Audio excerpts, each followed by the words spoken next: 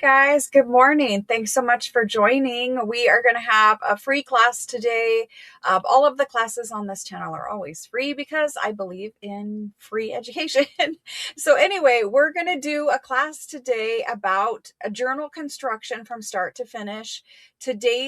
It'll run every Saturday through February. So today's class is really focusing on constructing a cover, and then we're going to go right into making ephemera. Next Saturday, we will assemble our signature, sew it in, and begin making more ephemera. Every class will have ephemera making because, when you make a journal, it takes so much ephemera to fill it, right?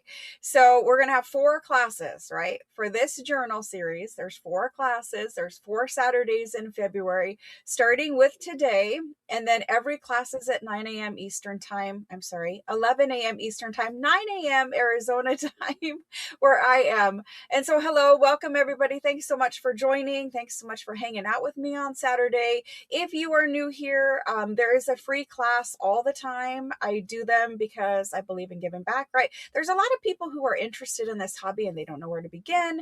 They don't know how to start. There's a lot of people who are very advanced junk journal makers, and you know how we get into a rut and we're always looking for new inspiration. So even if you are a very seasoned junk journal maker, I am sure you will pick up some tips, some tricks, some new ideas along with my classes. So you don't have to do anything. The classes are free. All you do is you show up here every Saturday morning. There are other free education classes as well, like mixed media classes for this year. We're going to do a lot of ephemera making. There's also the 365 series that runs on Facebook. So it actually runs on YouTube and Facebook. And so there's a lot of things happening here. If you are new, thanks so much for joining. If this is the first class back for 2026 and you joined all the ones for 2025, thank you and hello and welcome. I see a lot of familiar faces there in the chat, so thanks so much for joining, guys. We're going to have good class today. If you're new, there's a Facebook group that is kind of attached to my channel. It's called Junk Journal Makers, and it's for everyone from beginners or professionals. Doesn't really matter where you are in your journey. The Facebook group is for you. It is linked in the description box at the top. Actually, in the description box below the video, it's linked at the bottom. But in the chat, in the live chat, it's linked at the top. Sorry for being discombobulated. It's like the first class for 2026. And I'm always nervous in the beginning of the videos. Doesn't matter whether it's my millionth video or my first video, the butterflies are always still there. So anyway, hello to new people who are joining. Thanks so much for joining. Hello to everyone who's been with me for a long time. Thank you so much. We're going to make a journal cover today. Then we're going to make a master board. Then we're going to make ephemera from that master board, but also other ephemera where we're just making tags or pockets or, whatever it might be. We should have fully decorated ephemera by the end of the class, and we should have a fully finished cover by the end of the class. Then we will, again, next Saturday, do the signature where we're, kind of walking through. Most of us kind of follow the same formula when we're making a journal. If, you assemble your pages, you put your add-ins in, you might plan where you're going to have a flip out or a large pocket or something like that. So we're going to cover the kind of formula for making a signature for a junk journal next week. And then again, we'll make more ephemera. Next week, we will be making some very specific pieces of ephemera for this series. Now, the way I'm decorating everything, the theme of my journal today, if you're not into that theme, if I'm using a color palette you're not into, don't stress. Everything that I teach can be adapted to whatever kind of theme that you're working on. It can be adapted to what size journal you want. Today, I'm making a single signature journal. If you want your journal to have multiple signatures, I will talk about just constructing a spine for your journal. And then, from there, you can use the same techniques that I'm teaching to make a multiple signature journal. I do sell my junk journals. I specifically design kits, whether they're digital paper kits in Etsy or the physical junk journal kits that many of you guys have purchased from the live sales. You don't have to purchase anything. There's no selling today and there's no pressure to purchase anything. But what I'm getting at is, if you have the kit, the physical kit that you purchased during the live sale, that's what I'm working from. But for people who do not purchase the kit, you can use supplies that you already have at home in your craft room. I'm using very basic supplies. And by the end, when we see the journal that came from a cereal box or whatever it might be that you're using, it's pretty much unrecognizable. The cereal box becomes unrecognizable. You have a beautiful junk journal by the time that these 4 classes for February are done. And you can go ahead and sell your junk journals into Etsy. Most of us who are making junk journals, we're making more than we could personally use. So you do need to find some kind of outlet, whether it be through gifting, whether it be through selling your junk journals on Facebook groups, if you're selling them in Etsy. If you're making junk journals all the time, it's really impossible to use them all, right? So I do kind of briefly touch on, some practices to sell your junk journals. Like I said, whether it be in Facebook groups or whether it be in Etsy, or maybe you have like a buy me a coffee or something. So we talk briefly throughout the crafting classes about ways that you can turn this hobby into more than a hobby, if that's what you're here for. Another good thing is, if you're not interested in selling to your journals, if that's not of interest to you, you could always donate journals. There's if you think about your charities, your local charities, oftentimes they're looking for prizes for like silent auctions or things like that. So you could donate your work there. You could donate your work to maybe a school or a senior citizen home or something like that. Maybe just gift it to the lady at the doctor's office who's nice to you. I don't know. But there's many ways where we can continue making junk journals without having like a room full of finished junk journals and not know what to do with them. That's kind of where I'm at. Is I've got to find a purpose. I've got to find a place for all of these things. So you guys know I share a lot, but I did donate some supplies the other day. We're getting ready to move, and I donated a bunch of supplies to a school. So that's another option, just donating supplies that you're not going to use to schools, so that maybe kids or even the teacher themselves could use those supplies and repurpose them. All right, so thank you. Thank you. A room of unfinished journals. Yes. Very popular. The unfinished project box. Yes. I know. You guys know, if you've been following me, I have a lot of unfinished journals as well. There's good reason for that, because I'm very busy, right? And so most of us, that's what happens, is we start a journal and we don't really finish it. So this year, the goal is every time we have a journal series class, that journal is really done in 4 weeks. Now, some of you will work ahead. Some of you will, jump right ahead and you'll finish your journal well in advance of me. That's totally fine. You guys can work at your own pace. These classes, while they're live right now, they turn into regular videos and they stay up on my channel permanently. So if you need to leave early, or if you miss a class because, it's Saturday and everybody has things to do on Saturday, don't worry.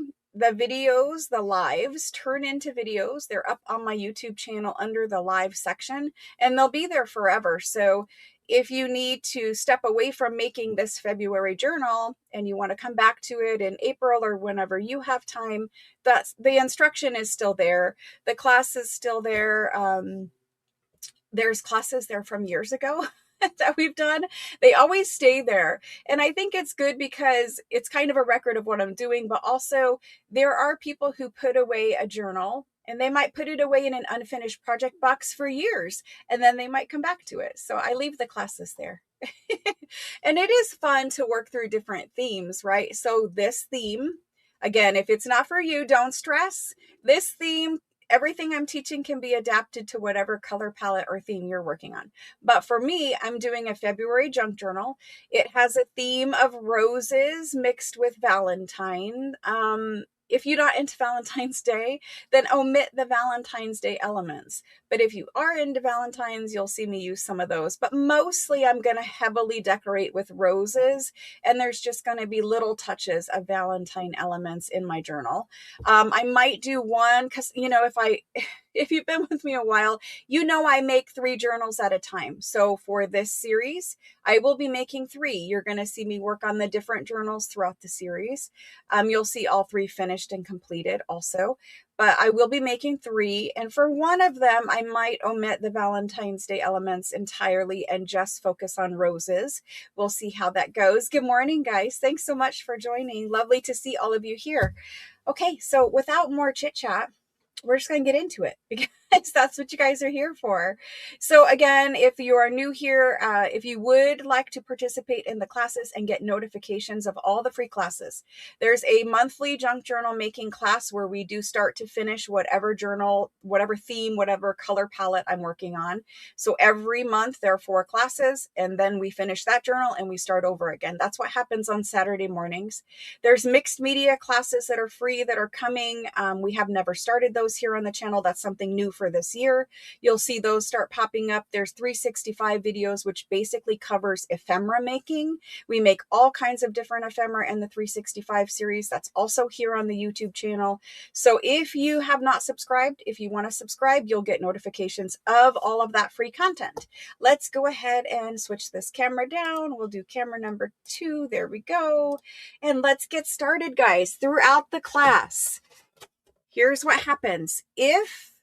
If you have a question about making a junk journal, if you have a question about glue, if you have a question about whatever, you are welcome to type your question in to chat, and either chat will answer you, or if you want to ask me or say something specific to me, then you just use all caps. If you're talking to me, use all caps. If you are just asking a question in chat and you just want chat to answer you, then you don't have to use all caps. If something happens and you guys need to get my attention, please use all caps, because if you've been with me, you know that this camera faces this way and the monitor is off to the side, and I try to catch as much chat as I can, but occasionally I do miss something. So again, if you need my attention, just use all caps. All right, so if we have newbies here who have never made a journal, feel free to type in that you are new and you've never made a journal. If I go too fast, if you have a question about what I've done, if you need me to show it to you again, feel free to use all caps and get my attention, and I will be happy to show you that. If there is something that you in chat would like to see that I did not show or do not show, please suggest it to me in chat and I'll be more than happy to do that as well. Okay, so let's get started. If you don't have a, so this is the kit that was sold at the live sale. You don't have to have a kit, and I'm not selling the kit right here, right now. That's not what's happening. But if you have your kit, pull out your kit. If you did not buy the kit, I'm going to go through quickly and show you what's in there. That way you guys can pull out your fabric and you can pull out the piece of cardstock I'm going to use for the cover, etc. Okay. So when I show the kit, if you want to gather supplies from your own craft room that are like what is in here, that's what we're going to use. Like, this is the main part of what we're doing for supplies. But as you see, I also pull over, you know, antique documents, book pages. I have printed digitals and things like that that we'll be using too. So whatever you have in your craft room, you're going to have enough supplies to make this journal. You don't have to buy anything. So first and foremost, when I go through this kit, if you just look at what type of items are in here, such as fabric, such as lace, such as what it, you know, whatever I'm going to show you, chances are, even if you didn't buy the kit, you have it in your craft room already. So you're going to be fine. Everybody has enough supplies. Let's get started. And I'll give you ideas too, like other things that you can use in place of items in here in case. So that lace is there because I want to use that lace on the inside cover of my journal. So let's look at this kit quick. If you find yourself in need of this kit, if you want this kit, this is the only thing I'm going to say about it. They are still available. My phone number is in the description box. You can text me to purchase a kit. I'm not really trying to sell the kit, but there are some left over from when we did sell them. Okay, anyway, for the kit, this is what came in it. If you are using your own supplies, try to find similar items in your craft room. We have it's kind of like a reproduction of a vintage postcard. You can use an old postcard. You could use a digital image that you printed out. There are some, I included in here as well. But that's what I put on the front. I might put this on the front cover of the more Valentine's Day ones, but more than likely I'm going to use something that's actually vintage. This is in here. It could be just a journal card. You could use it, you know, clip the corner here and use it as a tuck pocket. So, you know, it's cute. It's in there. Whether you use it, you know, or not, it's okay. So then this is really what we're focusing on today, is we're focusing on this red velvet. And I'm sorry, the lights are, you know, for filming, the lights are really bright, but it's a red piece of velvet. It's very soft and squishy. And this is what's going to cover our junk journal cover. This is on the outside cover. And the inside cover, if I skip over here to the back of this kit, the inside cover, I like to make a journal cover out of a 9x12 piece of 320 GSM cardstock. Now, there are many ways to make a junk journal cover. You could use a cereal box, a cracker box, whatever you want to use. You could repurpose, you know, some junk mail flyers that are really big, glue them together, make them thick, whatever you want to use. But the thickness is important. So about 320 GSM. And I like to use watercolor paper specifically because the fiber content is different. It is, I think, more sturdy than regular cardstock. It folds easier when we put our crease in for the center fold. And this is basically what we're going to do for a cover. We have the cardstock to add structure and to add stability. We're going to put the red velvet over top of that piece of cardstock. Just something like that, right? It's going to get folded in half. There will be some lace that we put down the spine of the junk journal. And then, you know, we'll put our focal point, maybe not this one, maybe this one, who knows, but that will be on there as well. And of course I would put the lace over the top of it, but you know, you do you, whatever. Something for a focal point on there. So that's kind of, this is what you're going to see me make today.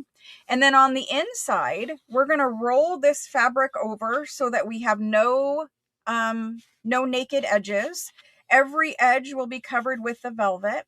Then for decoration on the inside of the cover, you could leave it plain cardstock, but I like to put something that's pretty there. And in this kit, I gave you guys, there's a printed digital kit that comes with the supplies. And this is one of the cardstock elements of the kit. Again, the light is very bright today in the filming studio, so you're going to see it washed out a little bit. It is more deep red in person. This is what I'm cutting in half, and I'm putting, after we roll our velvety lace, our velvety fabric, sorry, after we roll our velvety fabric over the edges, I will be cutting this in half, and this will be the inside of my junk journal cover. And so between, if you think about the thickness and the sturdiness of this, you've got a piece of cardstock here. You've got the 320 GSM watercolor cardstock here, and you have velvet and you have lace. And by the time you get glue in here, this is a really nice, sturdy cover. It feels great in the hand. You can use this method of making a junk journal cover and put any fabric that you want on the outside. You could put any printed image or card, it could even be scrapbook cardstock, whatever you want in here. But if you use this method to make a single signature journal, you can adapt it to any theme, and it makes a really nice feeling junk journal, and it's really functional and sturdy. So anyway, that's kind of the overview of what we're doing today. And so if we quickly look, there's other laces included in the kit so that we could decorate page edges or something like that. But if we look at the rest quickly here, you have a bunch of ephemera that is themed, and this is just cute little elements, but it is themed for more of the Valentine's Day. Again, if you're not doing that, if you're not doing the Valentine's Day theme, don't worry about it. You could flip this tag over and you could put coffee dyed paper back there and decorate whatever you want. You could collage something over the front of it, tuck it away as ephemera. It doesn't matter. these are really little elements that have like the love or the Valentine's Day theme. If you're not doing that, don't stress. There's a ton of other elements in this kit that are more basic, that we're just going to use for like a rose themed junk journal. And so you get a lot of pieces, and I do the naked ephemera like this so that it's easy for you.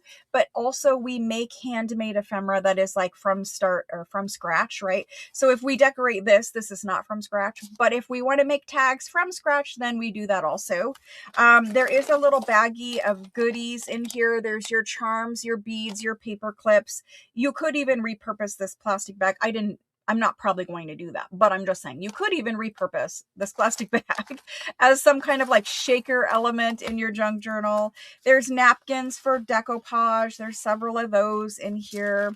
There's the add-ins that you put in your signature, like glassine bag. This will be a pocket for me, but you could sew this envelope in the signature. This one I will be sewing into my signature, and by the time I decorate it, it will not look little childish. It will look fancy and French, but I'm going to sew these elements into my signature. There's other, naked junk journal bases. I like to give you guys one of those big 4x8 tags. Very useful. And for some people who are new and just starting out, sometimes they like to take these naked elements and they trace them out on like a printed piece of scrapbook cardstock, and then that gives them the structure they need for the tag. Some people struggle with cutting tag corners. You're welcome to trace those things. There's a couple doilies in there. This one you could tear up and just have some red pieces of doily to layer behind things, and that way it could be for rose themed junk journal and not a heart or a Valentine. But if you want to sew this into your center spread, you could do that if you're doing Valentine. There is a botanical book folio. This is from the Florilegium book, and I always like to include botanical in every journal I make. There is rag paper dictionary pages. They're French. All of my book pages are French. Folios to sew into the signature, stuff to layer for backgrounds of tags. This is Italian Florentine paper that I have shipped over from Italy. There's that. There's a French ledger folio, or not a folio, a big sheet in here. Now you're going to put this in the signature more than likely by folding it in half. But you could also fold up pockets. You could cut off the bottom portion and make tags or backgrounds or whatever out of that. So there's always French ledger in the kit. I did print this for you as well. This is a piece of vellum that I have ran through the laser printer, and this will be a page in my junk journal.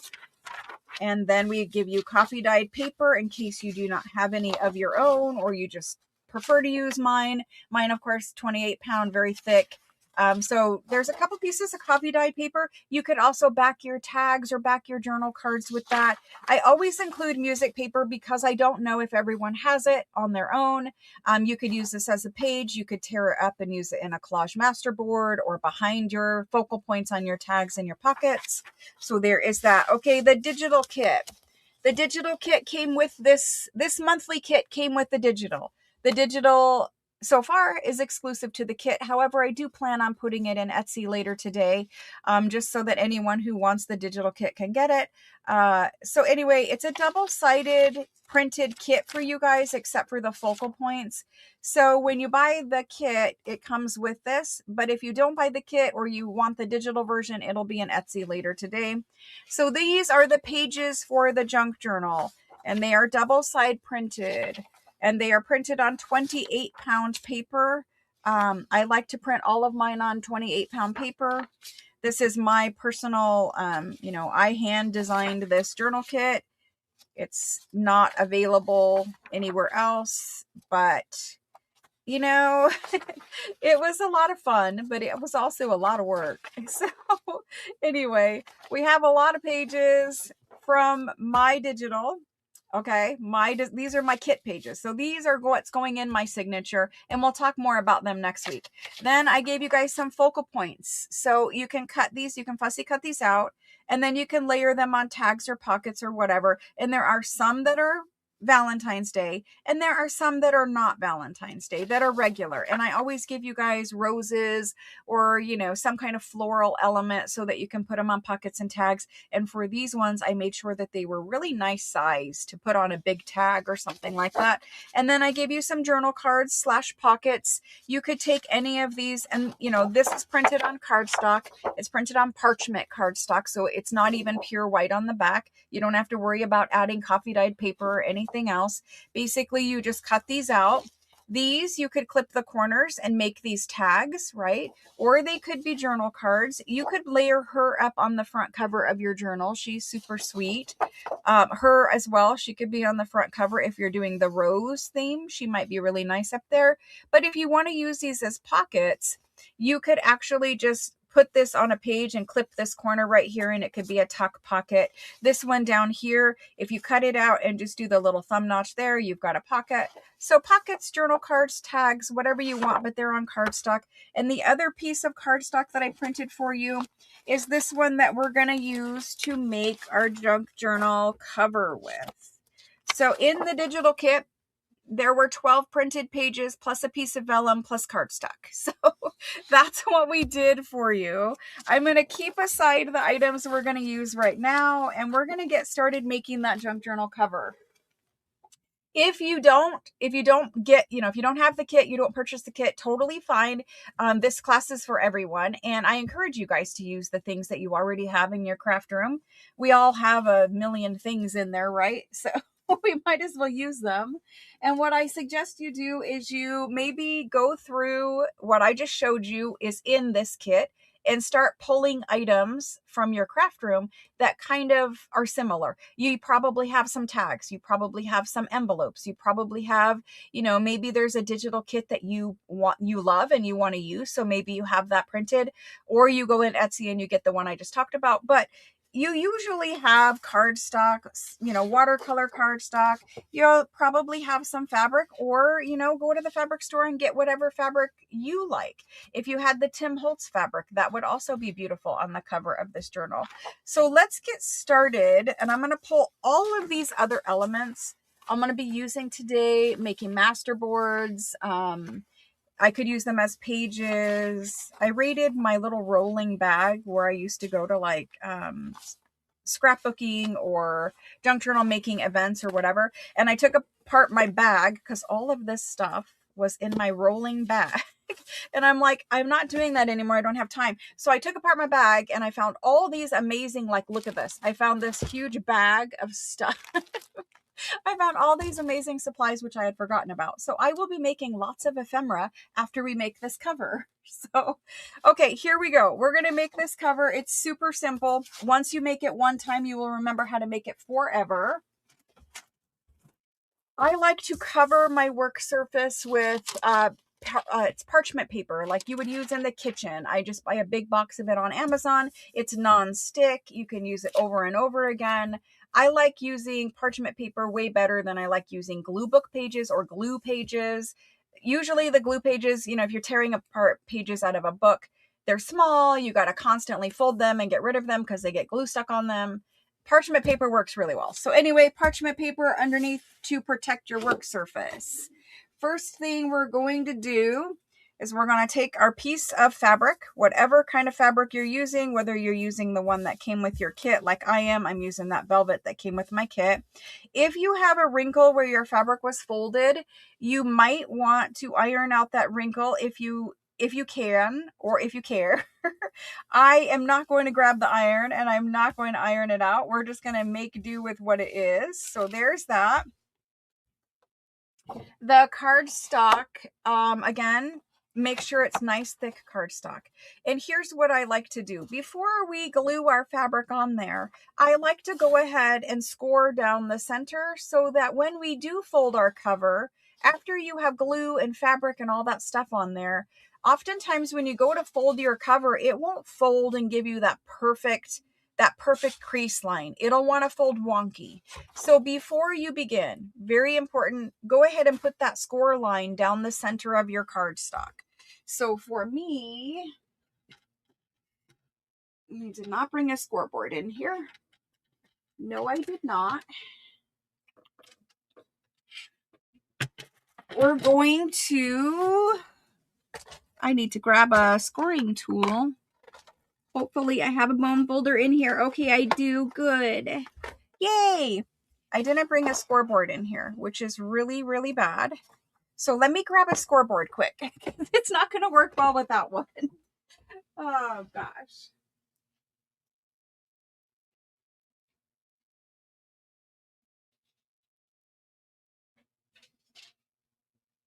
Alrighty, so if you have a scoreboard, use a scoreboard.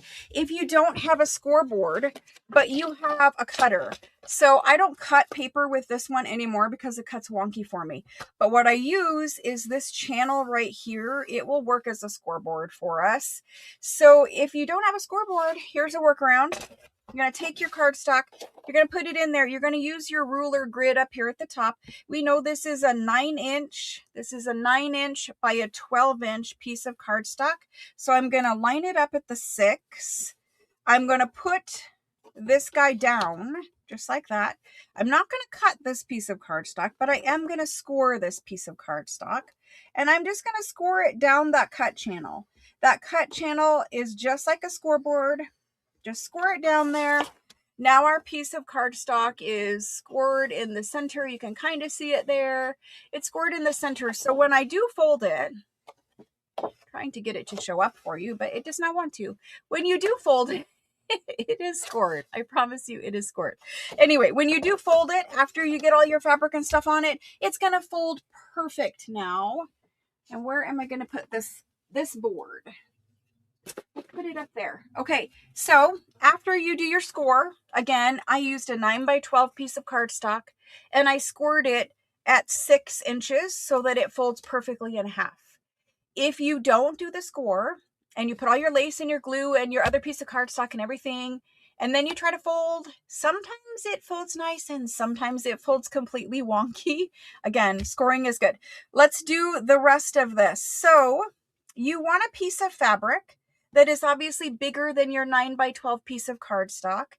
I want enough leftover fabric that I'm going to roll it over and I'm going to cover all of my edges, right? So it needs to be a big enough piece of fabric, at least 10x13 on the fabric size, so that you can roll it and cover your edges. Now, I don't want all of this fabric here because in my opinion, it's too much and it adds too much bulk and whatever. I always give you enough fabric so that if you need to cover a spine or something else, if you're making a multi-signature journal, that there is enough fabric left over. But what I'm going to do is I'm going to put this piece of cardstock more, positioned where I've got about 1/2 inch of fabric on each side. That's enough. And then all this excess, I'm going to trim off very quickly. You don't have to do that, but I think I don't want so much bulk underneath, so I'm going to do it quick. You don't have to, but if you want to, go for it. So I'm just in it. It's rough. You're not going to see this edge. It doesn't matter. You're not going to see it at all. Just do a quick little trim. Now you could cut it more perfect if you want, if you're trying to repurpose the fabric, whatever. This is red velvet. You could use it for clusters or something else later, but we just are getting rid of some bulk right now. So then I'm going to put that back about 1/2 inch. Something like that. And I'm going to do the same thing here. And again, it's not a pretty cut. It's not perfect. It's not meant to be. It's literally just getting rid of bulk. Now the red velvet fabric, it does get fuzzies. It does get fuzzies. You're not going to care about the fuzzies. They don't hurt anything. We're going to shake them off onto the floor and vacuum them up, and that's it. Now we're going to move to cutting the corners. Okay. So cutting the corners. And I'm doing this with the right side, the velvety side of my fabric down. So right side fabric down for all of this here. And that will matter more here in a second when we add glue. So there you can see it's very rough cut. It's completely jaggedy. Who cares? You're not going to see it. Doesn't matter. Now you want to go in and you want to cut your corners. So the corners, don't cut them super close to your cardstock. You want to cut the corners at an angle you know, just a little bit of fabric off of that. If you want to glue your cardstock and then cut your corners, it's probably smarter to do it that way. And so I'm going to do it the right way instead of just jumping ahead. We're going to go ahead and glue our cardstock to the wrong side of our fabric. Okay, so right side fabric facing down, wrong side of fabric is what's facing up, the back side of the fabric facing up. Now we're going to take that piece of cardstock. It does not matter which side of the cardstock you put glue on. For me, if you were using a piece of scrapbooking cardstock that had a pattern on it that you wanted for the inside of your journal cover, then you would use the cardstock face up, meaning your pretty side would be face up, and you would add your glue to the back side. Okay. Some people working at home, they might be using a thick piece of scrapbooking paper that they like the pattern of, or you might choose to do that because you like that design better. If you're using scrapbook paper, make sure pretty side is up. I'm just going to add glue to the back side of my piece of cardstock. This is very simple, and once you learn this technique, you're going to love making junk journals this way. I am using Fabri-Tac today. Why am I using Fabri-Tac? Because I'm going to glue this piece of cardstock to fabric. So if you're using fabric, the best glue for fabric is Fabri-Tac. This bottle is about done, but I do have another bottle. And so what I like to do is add that glue around the edge. And it's really important that you don't leave your glue thick. You can't have any big, thick lines of glue. So what I just did, you can see it's thick. You can see basically like raindrops. You can't leave that when you glue your cardstock to your fabric. It's okay to do it right now because you're getting glue on it, but you do want to smooth out.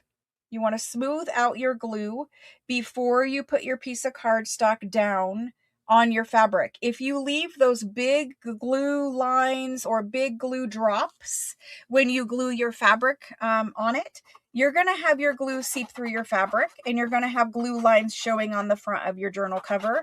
You won't like it. You'll be upset with me. So make sure you use your glue nozzle or a spatula or your finger or whatever it is that you want to use to smooth out your glue lines. The alternative is putting your glue on very thin like this and just not getting the glue lines from the beginning. However, if you see me, I've got glue lines all over it. I'm taking my nozzle of my glue and I am blending in those glue lines. The glue is still there. It's just not as thick in one little area, one little spot. And that's what's going to prevent the glue from seeping through to the good side of the fabric. So again, you could use your finger, you could use a spatula, it doesn't really matter, but just make sure that your glue is spread out thin, no big raindrops or big glue lines. I'm hoping you guys can see there on camera. I'm getting those spread out. And I specifically show you guys this because a lot of people miss this step. A lot of people, you know, they don't think their glue is thick and they don't think it's going to seep through. And then you glue your cardstock down. And of course your cover, your front cover of your journal, the most important part, has all these big glue seeping lines. It's not the end of the world. You can fix it, but it's better to not have to fix it, right? Just to do it right from the beginning, and then you don't have to go back and try to fix. So that's pretty good. I've got a lot of glue on there. Yes, I can still see some glue lines. If I'm worried about it, I'll take my finger and do it.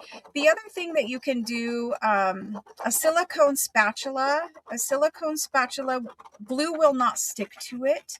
So if you have like an extra little kitchen silicone spatula, or if you go onto Amazon and you just find a really inexpensive little silicone spatula, you can use that to spread out your glue. And it's actually a really good tool for the craft room, because when you put your lace down like on the cover, or anytime you're gluing a bunch of lace, specifically with Fabri-Tac, you want to use that silicone spatula because the glue doesn't stick to it, and it saves your fingers from getting all gluey, because you could take your fingers and smear this glue out to thin it out as well.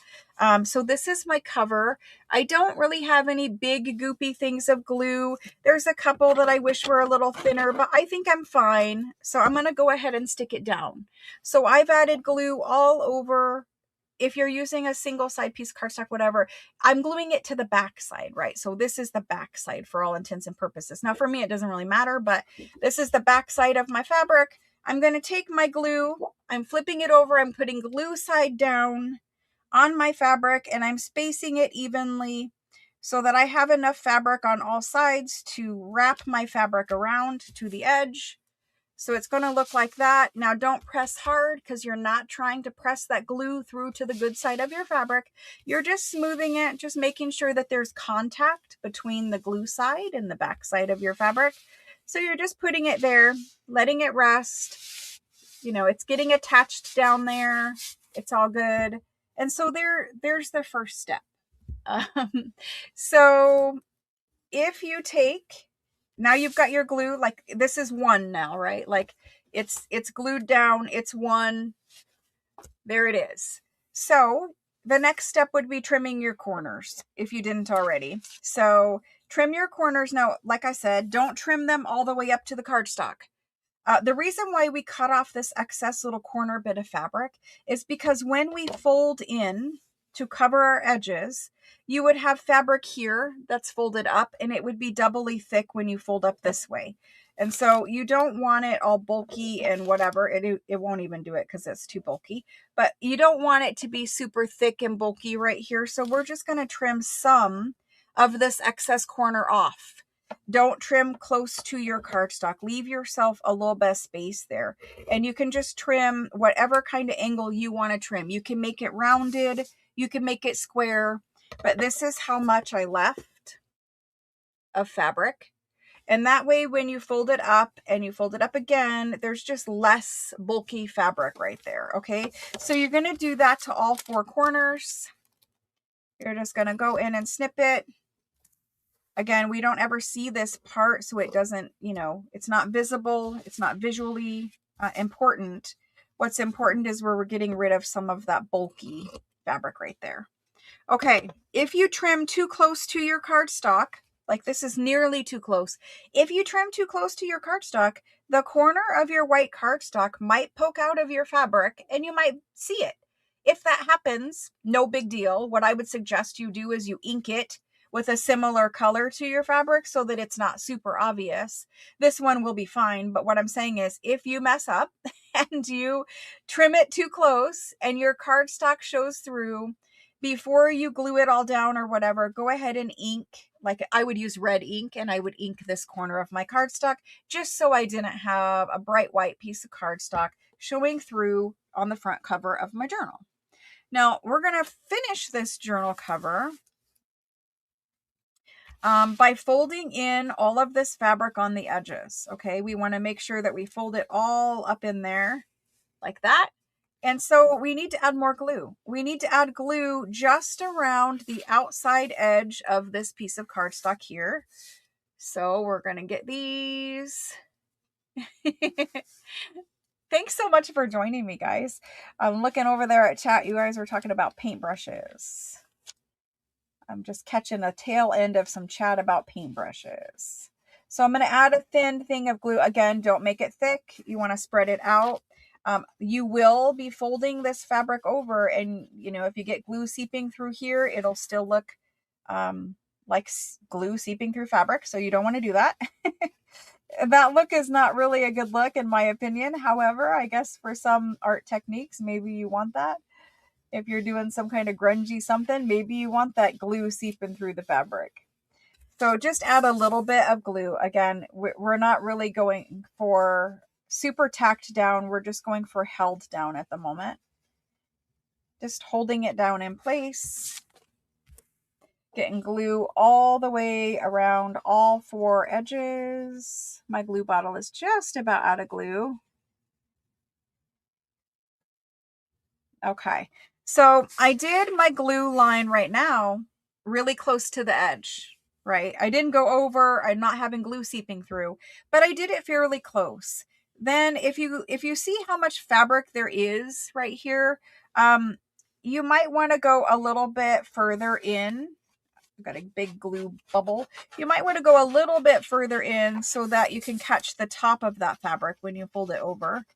So now I'm going just a little bit of extra glue at the top so that when I fold that fabric over, I'm getting it glued at the top and the bottom of the fold. And I'll show you, I've done just about 1/2 inch all the way around. So I'm going to attempt to show you, but it's not want to show you. So I added glue close to this edge, and I added glue just a little further in so that when I roll over this fabric, I'm going to do the top and the bottom first. So you're going to pick up your fabric and you're going to pull it tight and you're going to tack it. And you're going to pull it tight and you're going to tack it. Pull it tight. You don't want any wrinkles. You don't want any lumps or bumps. You want to pull it so that it's tight and it gives you a really clean edge right here on the side. Just pull it up there, tack it. The little edges at the corners are the most important. Make sure that that's tight. So you can hold your cardstock in the center. There's no glue there. And just use your fingers and pull that fabric so that you get a nice, clean, tight edge. There's the first one. Then I like to do the opposite side. So now I'm going to work on, I've just done this one. I'm going to work opposite and I'm going to go here. And then I will fold my ends in last. So there we go. You're pulling it tight. We're gluing it down, getting that corner glued down. We don't have any wrinkles. There we go. There's that one. Pick that up and pull it tight.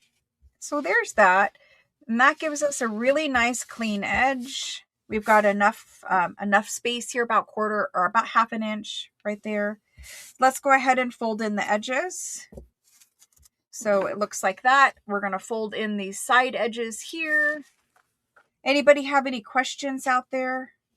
Anybody got questions? So when you fold in this edge here, I do like, I've got a big glue bubble, but I do like to add just a smidge of glue, just a smidge of extra glue. And that's quite a lot right there to that corner so that when I fold it, it's gluing down on top of the other fabric that's there. So we're folding, we're rolling, and then I probably have enough glue on my finger where I can get that one.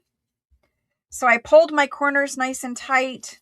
I folded in my fabric and I'm just rolling it with my finger, making sure I don't have any bumps or folds or wrinkles or whatever, right? So now my corners are nice and tight.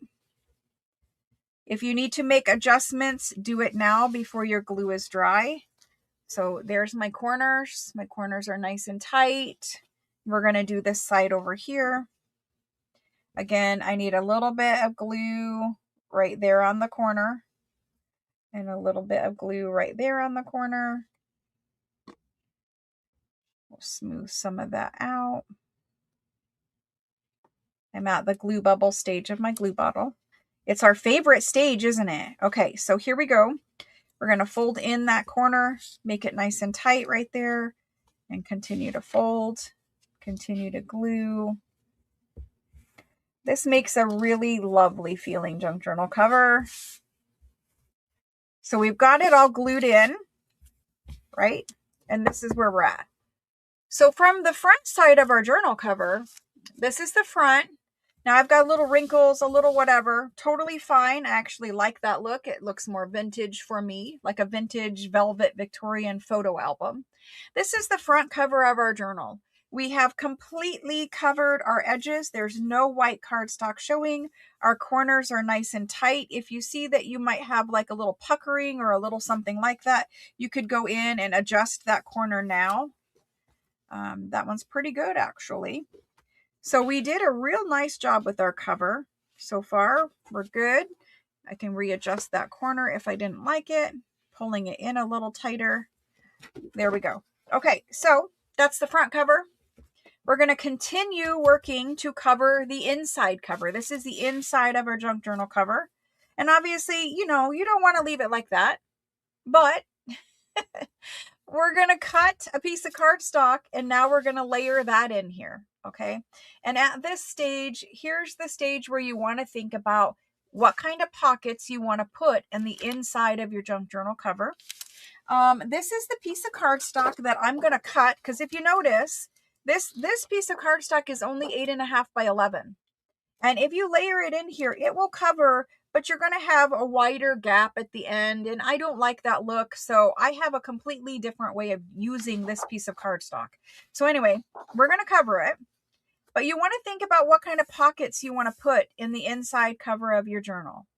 If you want to sew in a paper or a cardstock pocket, you want to sew it into the cardstock and then glue the cardstock down. If you're going to do like I'm probably going to do, I have this large piece of lace, and I probably am going to sew this large piece of lace in after I complete my cover. So for me, I'm not going to do anything to this cover. I'm just going to cut it and glue it in, and I will add my pockets later. But what I'm trying to tell you is, if you are going to put a pocket that is paper and you want to sew it to this piece of cardstock, sew it now and then glue your cardstock in. Most of us are not doing that, but I just wanted to point that out. Let's go ahead and cut this piece of cardstock. So we're going to cut this piece of cardstock and we're going to cut it in half. We're going to cut this piece of decorative cardstock in half. This could be a 12 by 12 piece of scrapbook paper. This could be an 8.5 by 11 piece of printed digital paper like mine is. It could be anything, but it's important that it be cardstock. If you use a thin weight paper, you might see some fabric underneath. The reason why we use cardstock is to keep our cover more thick and more sturdy, but also because we're going over top of thick velvety fabric, you want cardstock so that when you glue that down, you're not going to see any lumps or bumps.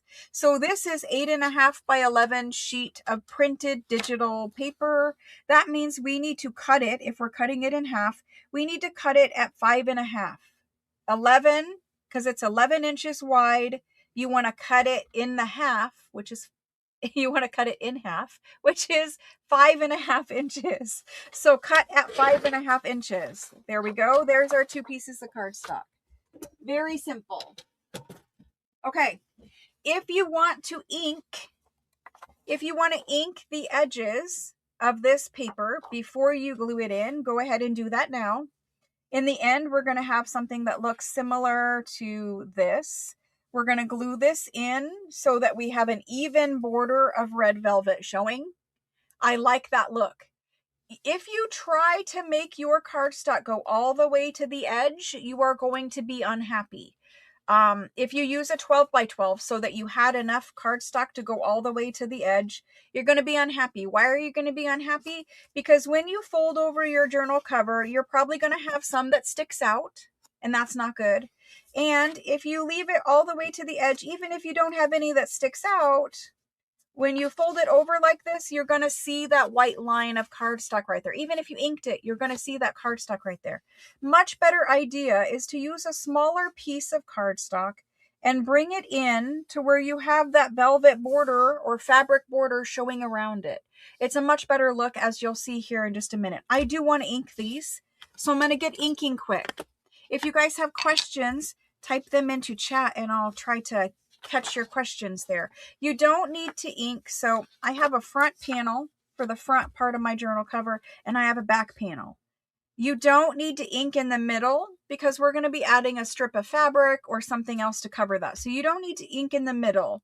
What you do need to ink, if you're inking, are the 3 outer edges, not the center. Okay.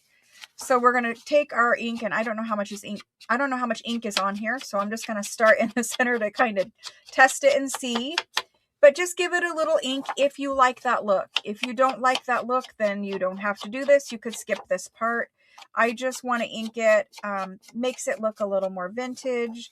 I like to bring the ink in around the corners. Again, I just think it helps make it a little more vintage looking.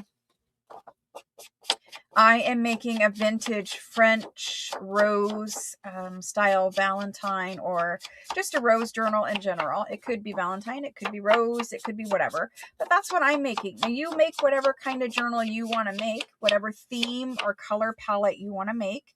You do you, right? As Tim Holtz says. So you do you. But for me, this is where we're doing it. Just inking those 3 outer edges. Here we go. What color am I inking with? I am inking with Distress Oxide Vintage Photo. I only ink with oxide ink. I never ink with regular ink, never with distress ink. I know most people out there in Junk Journal world will ink with distress ink vintage photo, but they will not use oxide. The reason why I use oxide is because it is a creamier formula. It is less dirty brown looking and more vintage paper looking. If you look at all my old paper right here, if you look at my old paper, you don't have super dark edges. They very, very rarely, I mean, these are papers that are over 100 years old. Very rarely do they have a super dark brown edge. Like even this one, if I show you on a lighter one, this one has a darker edge, but it is exactly the color of vintage photo oxide. It's not brown. It is a creamy coffee, coffee cream, or coffee with cream in it color. So coffee with cream color. My preference. Everyone has their own preference. Again, you do you. But true vintage paper does not have a dark brown edge to it unless it has been coffee dyed or somebody spilled something dark on it or whatever.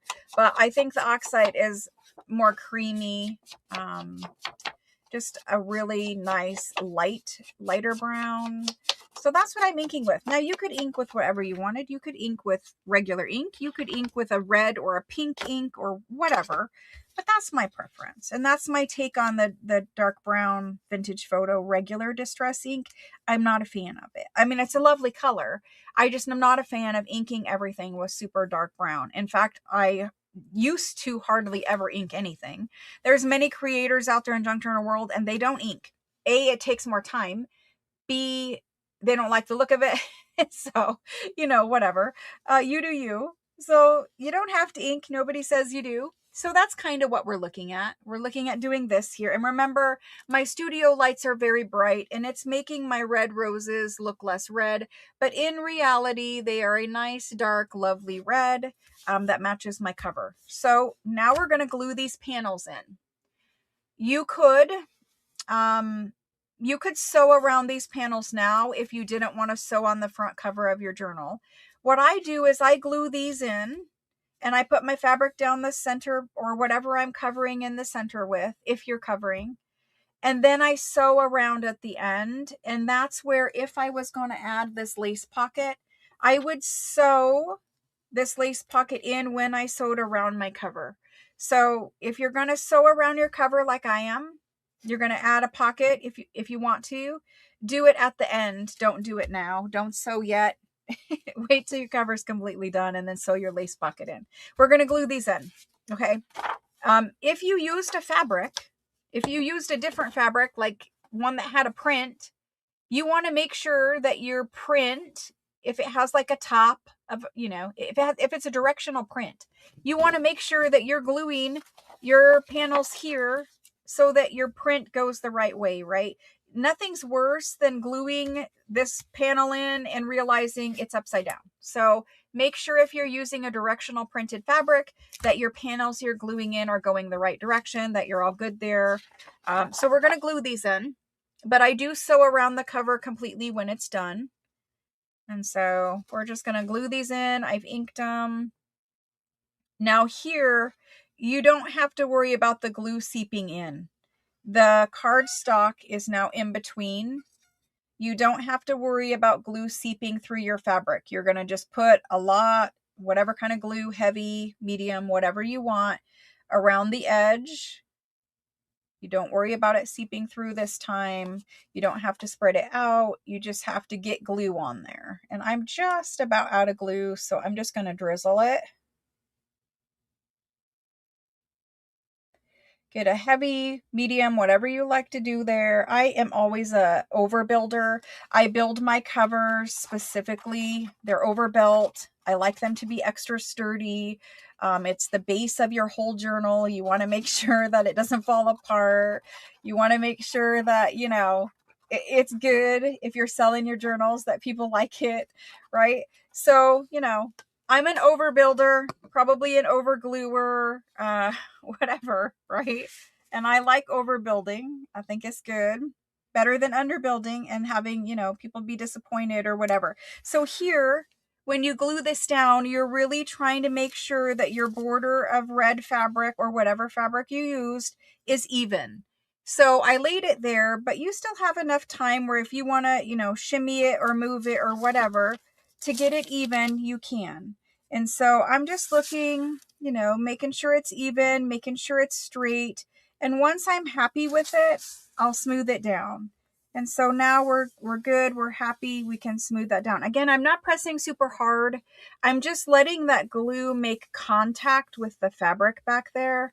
And I'm just kind of going around, making sure I don't have any glue seeping out, but just making sure it has contact. And then after it has contact, I'll begin pressing just a little bit firmer just to get that really glued in there.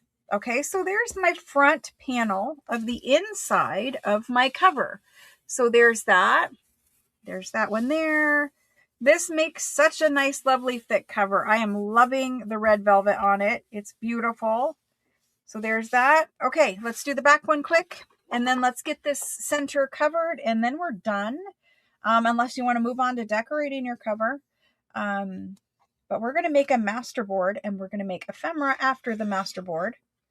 We'll make the masterboard, then we will go on, let that masterboard dry, and I'm going to make some pockets and some tags and then maybe some journal cards. I don't know, but we're going to make some stuff, some ephemera, and then we'll go back and cut our masterboard once it's dry and we'll make ephemera out of that. So today you're really focusing on making that junk journal cover, the construction part of it. Then you're going to let it dry. Then you're going to take it to the sewing machine. If you are sewing around it, let your glue dry nice first and then sew it around the sewing machine. But today we're focusing on getting that cover constructed and then making ephemera.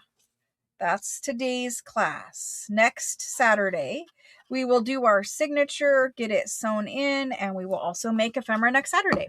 We have to make ephemera every class because so much ephemera is required for junk journals. So for this one, my paper is directional. It does have a word France right here so you can see which is top and bottom. You want to make sure that you're putting it on so that it is even. You're going to line it up here where they're even, right? And that's giving you kind of guidance for where it needs to go. Make sure your fabric is even all the way around. Kind of looks like we need to go a little bit more close to the edge there. But keep your lines of cardstock straight and even here. That gives you a guide. We're pretty good. We could probably go a smidge over. There we go. Just making sure it's even. It looks even. And now we're going to make contact right there. Yay, we did it. It smooths out as soon as you press it immediately. No, I'm inking with, what is it?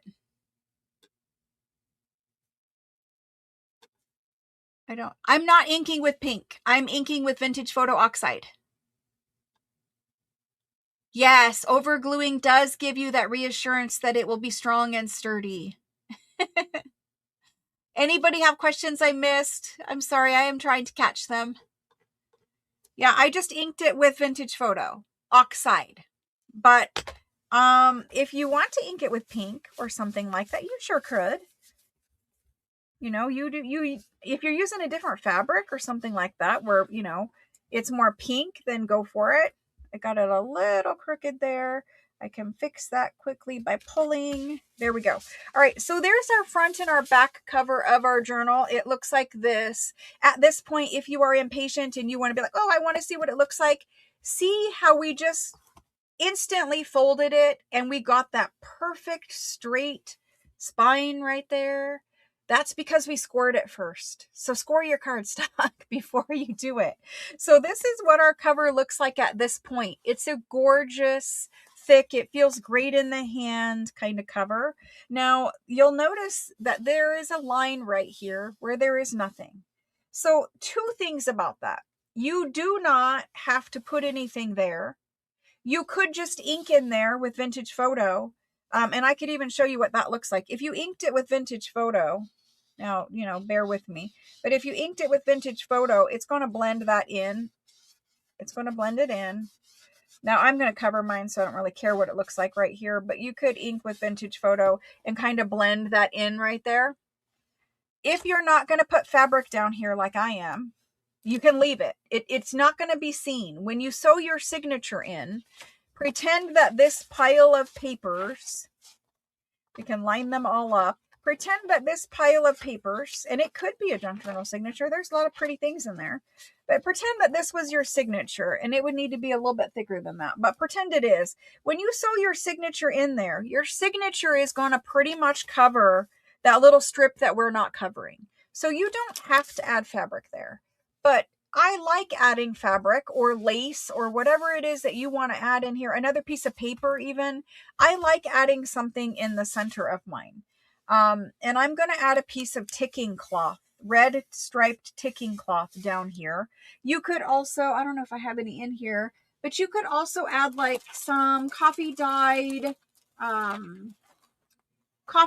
muslin or coffee dyed, even like cheesecloth or something like that. Let me see what I have. I've got some of this. This fabric right here is coffee dyed cheesecloth, I believe, if I can get the little safety pin open. I can. So you could add something that looks like that if you wanted more of a grungier look. Now you might not want it as wide. You could make it a more narrow strip of fabric, but you could add something like that. And the reason why I like to add it is it does add another layer of fabric when you sew your signature in and your signature strings and holes are going through fabric. It kind of reinforces the cover from poking those holes so that the holes don't get bigger or stretch out or whatever. So I do like having fabric here. It does make it more sturdy, but it also is a really great look. And of course, you know, you don't have to have it as wide as that. You could have it to where just a little bit is peeking out. I like the rough torn edge. That's me, but you do you. And so if you're not going to use like coffee dyed fabric, you could use, let me get this pinned back up. You could use what I'm going to use, and that is just a red striped ticking cloth. I got this red striped ticking cloth at Hobby Lobby. I used to get fabric at Joann's all the time, but as you know, Joann's not existing anymore. I can't get this little safety pin. I've fought with this safety pin long enough. I think it's just time we don't have a safety pin there. Okay, so you could use lace down there, but I'm going to use this red ticking cloth. I like the red ticking cloth. I think it looks nice. You could use a black ticking cloth, but I really only find the red at Hobby Lobby. And Hobby Lobby's fabric is very cheap and it's good quality. So I like Hobby Lobby fabric, but Amazon also has red ticking cloth. If you need red ticking cloth, Amazon also has it. I'm just going to cut and tear a little tiny strip of it, and that's what's going to go here. You could coffee dye or you could ink your fabric. It's been torn right there and it's wanting to roll under, and I don't like that. So I'm going to tear myself a little strip to start that I'll use for clusters later because it's rolling under and I don't really like the way it's rolling under. So never mind. I'm just straightening my fabric. And now we're going to cut the strip for inside. And I could cut it wide like this. In fact, if you want to know the exact width, I mean, I went by eyeball, but it's a little over 2 inches of a strip. So I'm not having a super wide strip of fabric. I'm just having a narrow strip of fabric. And this one is going to get glued in, and I like to leave it tall where it's hanging over the edge. Okay, so I've made mine super tall. I will trim this down later in the journal making process, but for now this is going to get glued right here. That's all that's happening. If you want to ink it up, you can do that after it's glued in. I like to leave all these little strings. I might take some of these big ones off, but I like a little fraying edge. So if you want a fraying edge, there you go. You've got a fraying edge. There's that. We'll clean it up just a little bit so I don't have super many strings. Save your little strings. These can be layered behind a little label on a tag or a journal card. So save your little strings. They're the perfect red and white combination.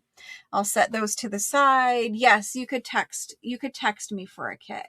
You could use the velvet scrap. The only thing with the velvet scrap, here's a velvet scrap, is, you know, you might have wanted to cut it a little straighter, or you might want to straighten it out, but you could certainly use the velvet. It's great to do it. I like using a different kind of fabric because I like the contrast, because I'm going to leave it where it's poking over the top edge, and you're going to see that on the finished journal front. I do it more, you know, kind of a decorative element, but I do like having the fabric there because I think it's sturdier for your signature to be sewn through. But that's just me. So there's my piece of fabric. There's my piece. We're going to glue that in. Now I have some really awesome bits for some clusters later. Let's get this one glued. So when you're adding glue, I already inked it in there. So you can see that's where the fold of my journal is. That's where the spine is. I do not add glue right here. You don't want to add glue in the center. You want to add glue out here on your cardstock. Leave this entire channel glue free. Why? Because you're going to poke holes in there and you're going to sew your signature in. And if you have hard Fabri-Tac dried glue or whatever kind of glue you're using in there, poking your holes and sewing your signature in is much harder when you have to go through super hard cement glue. So don't put glue in your channel. Put glue on your cardstock pieces here, okay? And you'll see me do that. I'm surprised this bottle of glue. I'm surprised this bottle of glue is lasting me this long. It's about ready though. You can hear it huffing and puffing. Okay, so I'm adding glue, and you do want to kind of go thin with it because, again, it could seep through onto your fabric. So I'm just adding it on the edge of my cardstock, and I'm adding it from top to bottom of my cardstock. Not going on to any fabric, just on the edge of the cardstock. And I'm going to pull that glue out about 1/4 inch, right like that. Okay, so there's one side. Let's do it again. So now we're gluing the other side of the cardstock, right there. Not getting any glue into the spine channel of my journal cover. There we go. Okay, so now we're going to take our strip of fabric and we're going to lay it in there. We're going to guess for center. If it's not perfectly centered, it doesn't matter. You will never see, once your signature is sewn in, you're not going to see one side to the other. No one will know if it's crooked. Now, I'm lucky and I have striped fabric, and I can kind of straighten my stripes out, and I can kind of see, you know, where the center is if I want to be fussy about getting it straight. But I don't really care. So we're going to get it in there, and we're going to press it down. Not pressing super hard, not trying to get my glue to seep out. I do want my little fringy edge out though. I don't want my fringy edge rolled in. So just making sure that my fringe is out there. There we go. And so that's that. And that's glued in right there. Glued to the cardstock. Now you can see it's in the center. And when I have my journal closed, I'm going to trim this down a little bit. But for now, I'm going to leave it long because I don't know exactly what kind of lace I'm going to put here. If I've got some big drippy lace that's, you know, poking out the bottom, like I'm not using this one here, but if I have big drippy lace that's poking out the bottom, I might want to leave it a little longer. But if I don't have anything hanging out the bottom for lace, I'll leave it, you know, pretty short like this. I want to see it, but I don't want it quite as long as it is now. So that's the center panel of my journal. It came out lovely. I'm super happy with it. If you want to ink this up a little bit to make it look more copy dyed, you could do that. If you want to go in and glue this completely flat right here on the edge so that it's glued down, you could do that too. For now, I'm leaving it. I don't feel like I need to glue it completely flat at the moment. So this is where we're at. You could stop right here and you could have a finished journal cover. The other two things that I suggest you do if you want to go a couple of steps further, so maybe this is like a beginner friendly journal cover, right? And you stop right here. If you want to take it a couple steps further, more advanced, you're gonna, you could just sew around it. You could let your glue dry. I suggest you glue it, let it sit for a couple of hours. Then you can take it to your sewing machine. You can sew around the entire journal cover edge, right? And when I do that, I sew it with the inside cover face up. And I use the cardstock, not the edge here with the fabric. I use the cardstock as a guide, and I sew on the cardstock all the way around my journal cover. You don't have to sew on the cardstock. You could sew in the middle between your cardstock and your edge. You could sew in the middle here, right? But by sewing on top of your cardstock, you're sticking that cardstock down and sewing it down, which does make it a little more sturdy. So I like to use the cardstock as a guide, and I like to sew all the way around my edge. I always start sewing when I'm sewing on anything. I always start sewing on the bottom right corner.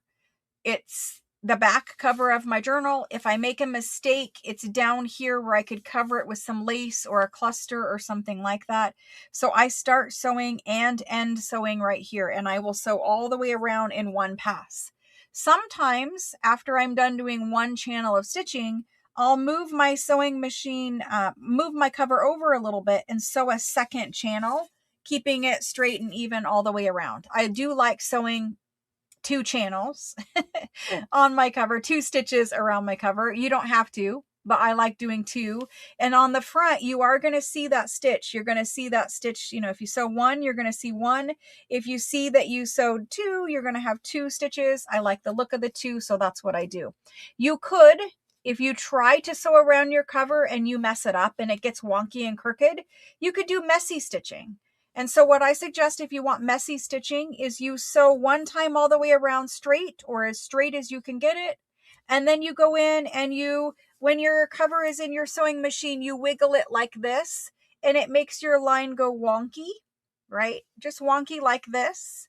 And that will disguise any imperfect, or, you know, if you get crooked stitches, sewing a wonky stitch over top will disguise that, and it will make it look intentional. So even if you are not the best at sewing and you can't sew a straight line, like I can barely sew a straight line. If you're like that, just do messy stitching after you do one straight stitch all the way around. You could do zigzag stitch if you wanted. That's fine too.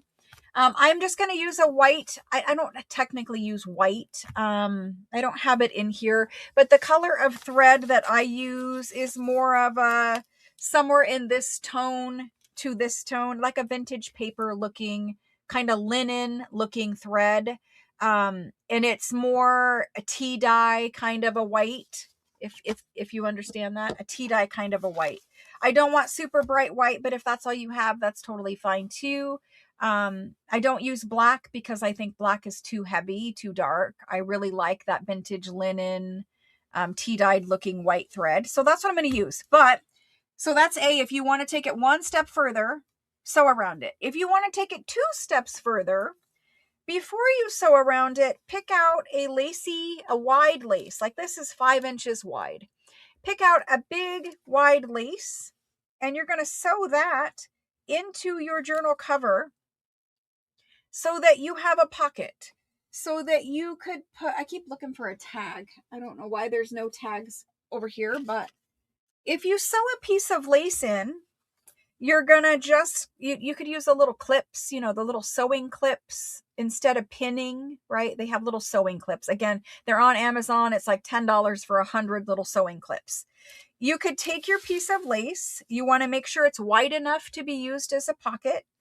It could be a fabric pocket. It doesn't have to be lace pocket, but lace looks nice because you can still see the back panel when the tag is not in the pocket. But anyway, pick a wide piece of lace. I like to poke the bottom decorative edge of lace over my cover, and you could have it poke where it's really wide like that, where it hangs out.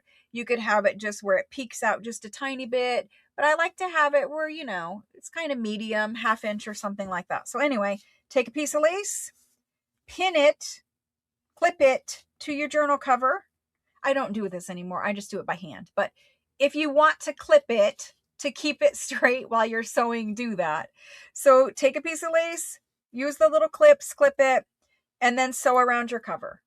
Okay. Once you've sewn around your cover, your lace is going to be in there on all the edges. You do not need to sew your lace down the center. When you sew your signature in with your signature strings, that is what is going to hold your lace here in the center. So sew around the outside only. Do not sew anything in here in the center. Once you sew your signature in, the signature holes and strings are what's going to hold your pocket here.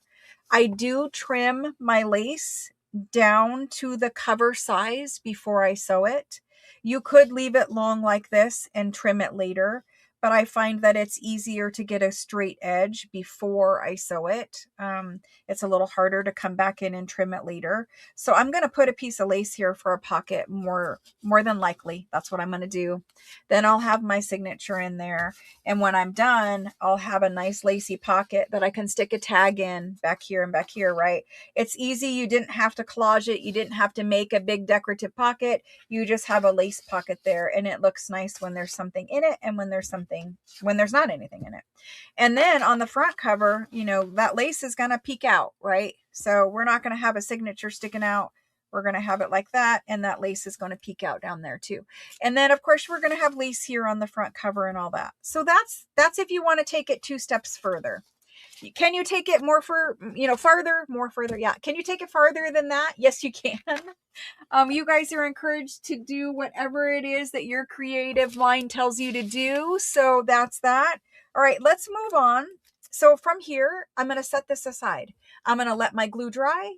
Then once my glue is dry, I'm going to sew around it, and I'm going to sew this piece of lace in there. If you want this lace, this exact one, this is listed in Etsy, and my Etsy is listed in the description box. But if you want this piece of lace, that's where it is. And so I'm going to set this aside to dry, and we're going to move on to start making ephemera now.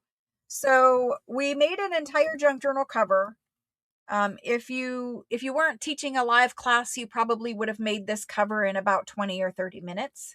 But when you're filming videos, they always take longer, right? So it's probably a 20 or 30 minute cover. It's going to look gorgeous when it's done. We're going to decorate up like this on the front cover. Now you'll have some layering lace or something. You'll have a focal point, probably not that exact one, but you'll have a focal point.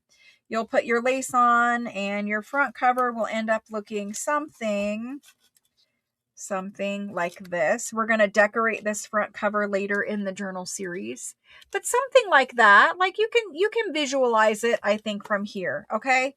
So let's move this off to the side and let that go ahead and dry. There's that. And let's begin making the master board. Okay. So if you've never made a master board, or if you've made master boards your whole life, you're going to like my method for making master boards. I don't have any baby wipes in here. I have 0 baby wipes in here. We need to clean this glue and get a lid on it. But we're going to make a master board. And if you've seen me make it before, then you know I have a very specific method for making master boards. They usually take far less time using my method than a traditional master board is. And it makes beautiful ephemera in the end. So there's that cleaned up. I like to make my master boards on a 12 by 12 copy dyed cardstock base. A master board. Oh my gosh. This is going to be your favorite piece of ephemera, your favorite thing to make for a junk journal. I recommend every single time you start a new junk journal, when you're starting making a junk journal, the very first thing you should do is make a master board. Why? Because a master board allows you umpteen million options for tags and for pockets and for tucks and for journal cards. But a master board is quick and it's easy and it's fun. If you do it in the beginning of making a junk journal, it allows you quick and easy to decorate ephemera for later. If you do it at the end, and you could do one at the end of every project also. So like when you start a journal, make one so that you can use it in that journal as ephemera. But at the end of making a journal, you also have a bunch of scraps, a bunch of leftover little pieces of paper. Another good idea is to make a second master board at the end of making every journal and use all your leftover scraps on it. And then again, you can cut those up and you can put those in your, ready to finish ephemera box. I like calling it ready to finish instead of unfinished, because ready to finish, you plop a focal point on and you're good to go, right? So let's start. I'm going to do it out of 12 by 12 piece of cardstock. I'll be honest with you. I like the Hobby Lobby 12 by 12 white cardstock. It comes in a pack of 50 or 100 sheets. It's very inexpensive. It coffee dyes really beautifully. When I coffee dye, there's usually a light and a dark side. Sometimes the dark side is the top where it was laid out to dry. Sometimes the dark side's the bottom. I like a lighter cardstock writing area. So I'm going to do my collaging on the darker side. You do you. That's just my preference. And some of you are going to ask, well, why do you do it on a coffee dyed piece of cardstock? And I'll just be honest with you and tell you, if you start out with a piece of coffee dyed cardstock, when you're done making your ephemera, it's already got coffee dye on the backside. You don't have to glue coffee dyed paper to the backside. So I just cut out that whole step of gluing coffee dyed paper to the backside of your ephemera by using coffee dyed cardstock to start. It's simple, it's easy. You could just dump some coffee on a piece of cardstock and let it dry. It will usually dry in less than 20-30 minutes here in Arizona. But if you're other places, it might take an hour for it to dry. Anyway, 12 by 12 piece of cardstock that has been coffee dyed. Next thing, you're going to set that for the side, set it for the side. Yeah, set it to the side for a moment. We're going to talk about what we're going to put on our master board. A master board should have various different kinds of papers on it so that you get an interesting mix when you cut it up for the background. So a master board really is a fast way of making backgrounds. So for this master board, because we're working, oh, that just made a mess. Because we're working in a rose, Valentine / whatever themed junk journal, I'm going to use some pink Florentine paper as my pattern paper. I'm going to give you guys the formula for making a master board. Many of you have already seen me do it and you know what the formula is. But I like to put some color pattern paper with some neutrals. So I have some scraps right here, some scraps of Florentine paper. I'm going to pull out no more than two pieces of Florentine paper for scraps. If you use a bunch of different colors and a bunch of different patterns, yes, it can be beautiful, but it also very often is too busy looking when you're done. So if you're using pattern paper with color, max 2 is my preference. You do you. But you'll see how it turns out here in just a second. So we're going to take these two. These are big scraps of Florentine paper. We're going to take these two and we're going to cut them down to about 2 by 3, 2 by 4 kind of size pieces. You want to pre-cut all of your scraps or pull from your scrap bin that are already cut so that your master board is very quick and easy to make. So I'm going to grab that paper trimmer. We're going to cut these. How do you keep lace from puckering in the middle when you sew the edges? If I see that my lace pocket or my fabric pocket is puckering, I will lift my foot up and make an adjustment when I'm sewing it so that that lace does not continue to pucker. Generally, if it's puckering, at some point you've stretched or you've pulled it. for me in my experience. So when you sew around and you've got, you know, that lace on there, when you've got your lace on your cover, you want to make sure that you're going slow and that you're not forcing, you're not pushing the cover. Your sewing machine will naturally take the cover and move it. You don't need to use your hands and pull or push or twist or anything like that. Just let your machine do the work, go at a slow rate of speed so that, you know, it doesn't start puckering, it doesn't get off and you're not wonky. Go at a slow speed, let your machine guide the cover through, don't push or pull it. If you do see it start puckering, stop, lift up your presser foot, make that fabric as smooth as you can, and then you can begin again. If you get a little pucker, you can easily cover it up with like a fabric cluster or a little piece of doily, a little flower fabric, you know, thing like that. You can cover it up or disguise it or leave it. It's a junk journal. It's okay. But generally, I find it's because I've pushed or I've pulled, and you can't pull the lace as you're sewing it on. You just need to let the machine do the work. I think that's what you're talking about. All right, so I'm going to cut these scraps up quick. We're going to cut them. I've got some wonky ones here. Some wonky sized pieces.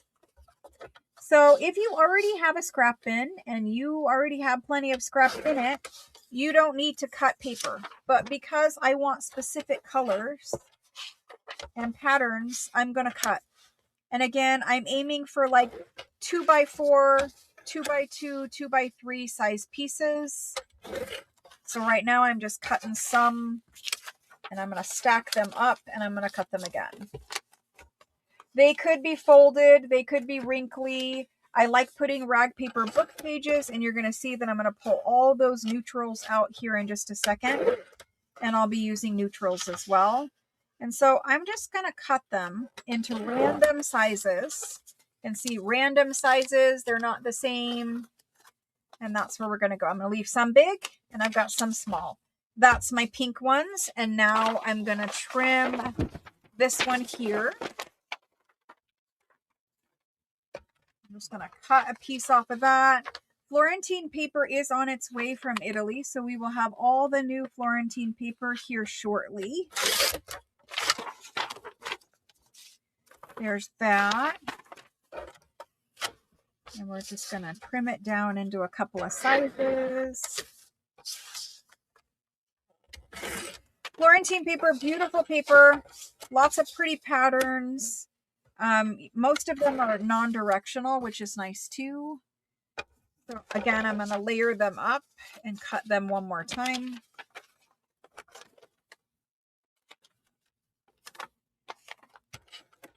Basically, I'm aiming for straight edges, although some people like to make masterboards with torn edges. Torn edges are also perfectly acceptable. So now I have a pile of patterned color paper, right? That's one category. You're going to make different piles of different categories of paper. Your pattern and color paper is the first category. So put that to the side. We'll use that here in just a minute to make a masterboard. The next category is your neutral book pages. I have some pulled right here. I have some books that I pull pages out of. I have one that has some German paper on it. I like different languages, different fonts, different ages of paper, different colors of paper, etc. So I'm just going to quickly cut these down into a general rectangle shape. We could cut them like this even. Your text going different directions is good. So the second category is book pages, whatever kind of book pages you're using. If you're using rag paper, great. If you're using foreign language, great. If you're using newer book page that's more whiter in color or something like that, great too. There's no rules. It doesn't matter. You know, you just find paper that you like and use it. So these ones, you know, some smaller, some bigger. I don't want this little torn corner, so I'm going to trim that off. There we go. There's some of that. And then I've got some that will leave larger. I generally leave some large pieces and some small pieces of every kind of paper I'm using. So there's that one. This is just a text, like literature book. So we'll pull some of that. I'm pulling 2 pages. These are all rag paper, probably 16. Well, this is 1700s. 1700s rag paper. I like using rag paper on masterboards because it has that wonderful texture. It adds instant authenticity and vintage looking pieces. So there's that. Okay, so I have some book page. I did 3 different book pages, 1 German, 1 dictionary, and 1 regular text like novel or something like that. All of those were rag paper. And then next I'm going to do another category, separate category, is my handwritten ephemera category. So anything with handwriting on it. It could be a digital with handwriting. It could be authentic ephemera, like this is French handwritten stuff. French ledger. Ledger is a category separately, but I'm just going to put it in this one with handwriting today. So whatever kind of old ephemera you're using is the next category. So let's just take some of this. We want some handwriting. There's handwriting. Let's cut that down. I like adding handwriting on the masterboard because handwriting, again, it adds that authentic old feel. It's different than the textbook pages. I just trimmed that. It's different than the textbook pages, right? And so you've got handwriting there, handwriting here. You'll see how these all combine and look beautiful. Let's get this one cut down. Now this was folded, and so it's curling a little bit. When we glue it down, it will be fine. It will not be curled. There's that one. And I'll cut a couple small ones here. All right, so we've got some small and some large of handwriting. I've got some leather book parts everywhere. I've always got book crumbs on my desk. Let's use some of this ledger. I got to decide what I want as pages. I think I want these as pages. Let me look at my scrap bin because I'm going to use these authentic pieces in my junk journal as signature pages. Let's look in my scrap bin. I know I already have a bunch of scraps that are cut down to size in this bin. And that will also speed along our junk journal or our masterboard making here.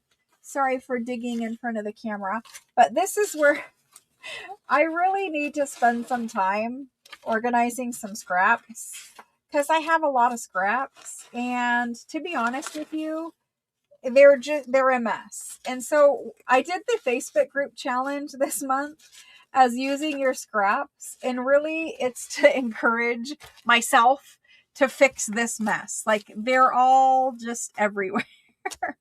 And many of you might have a scrap pile that looks similar to this. So really, I don't know even if there's anything in here I can use. There's a couple pieces of texty book page. There's some digitals. There's some Florentine paper. I'm not really looking for that kind of thing. There's some Florentine here, and we could use that if we wanted. I'll put it there, but what else is in here that I can pull out? I need some music paper. So I need music. Here's some more book page. Here's some ledger that we could cut down. Most of this is torn ephemera. Here's some more scripty stuff, and that was a ledger, but it's on whiter paper, and I'll use that. Really what I'm looking for now is ledger and music paper. There's a little pile of ephemera, pieces here.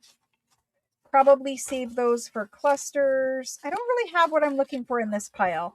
And I am so terrible about just, I don't see what I'm looking for, and I'll just cut more. And that's why my scraps are out of control. So while this is lovely, it's not what I'm looking for at the moment. Let me find some music paper. That is what I'm looking for.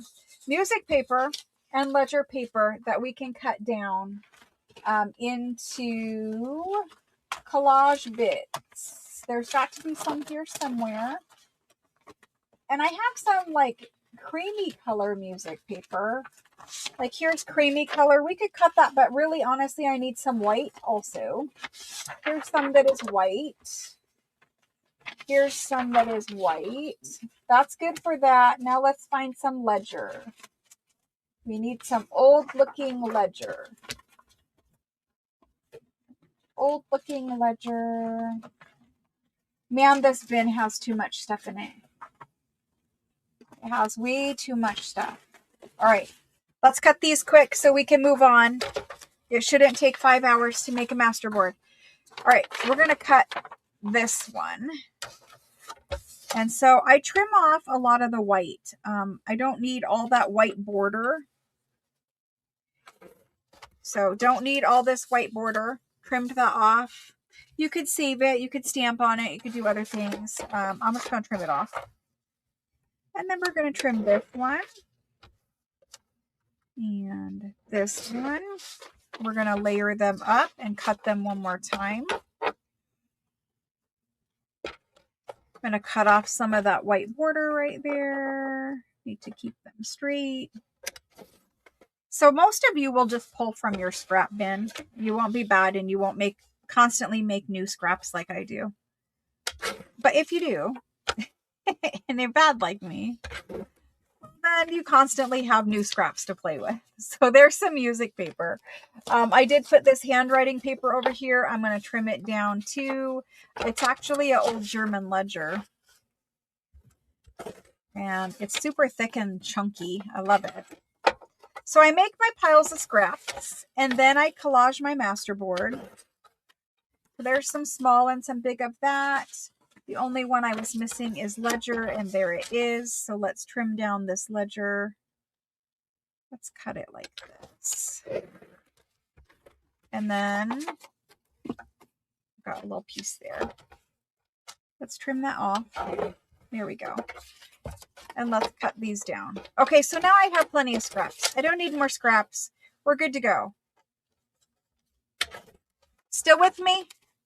You dealt with the scrap cutting? All right, let's collage a masterboard.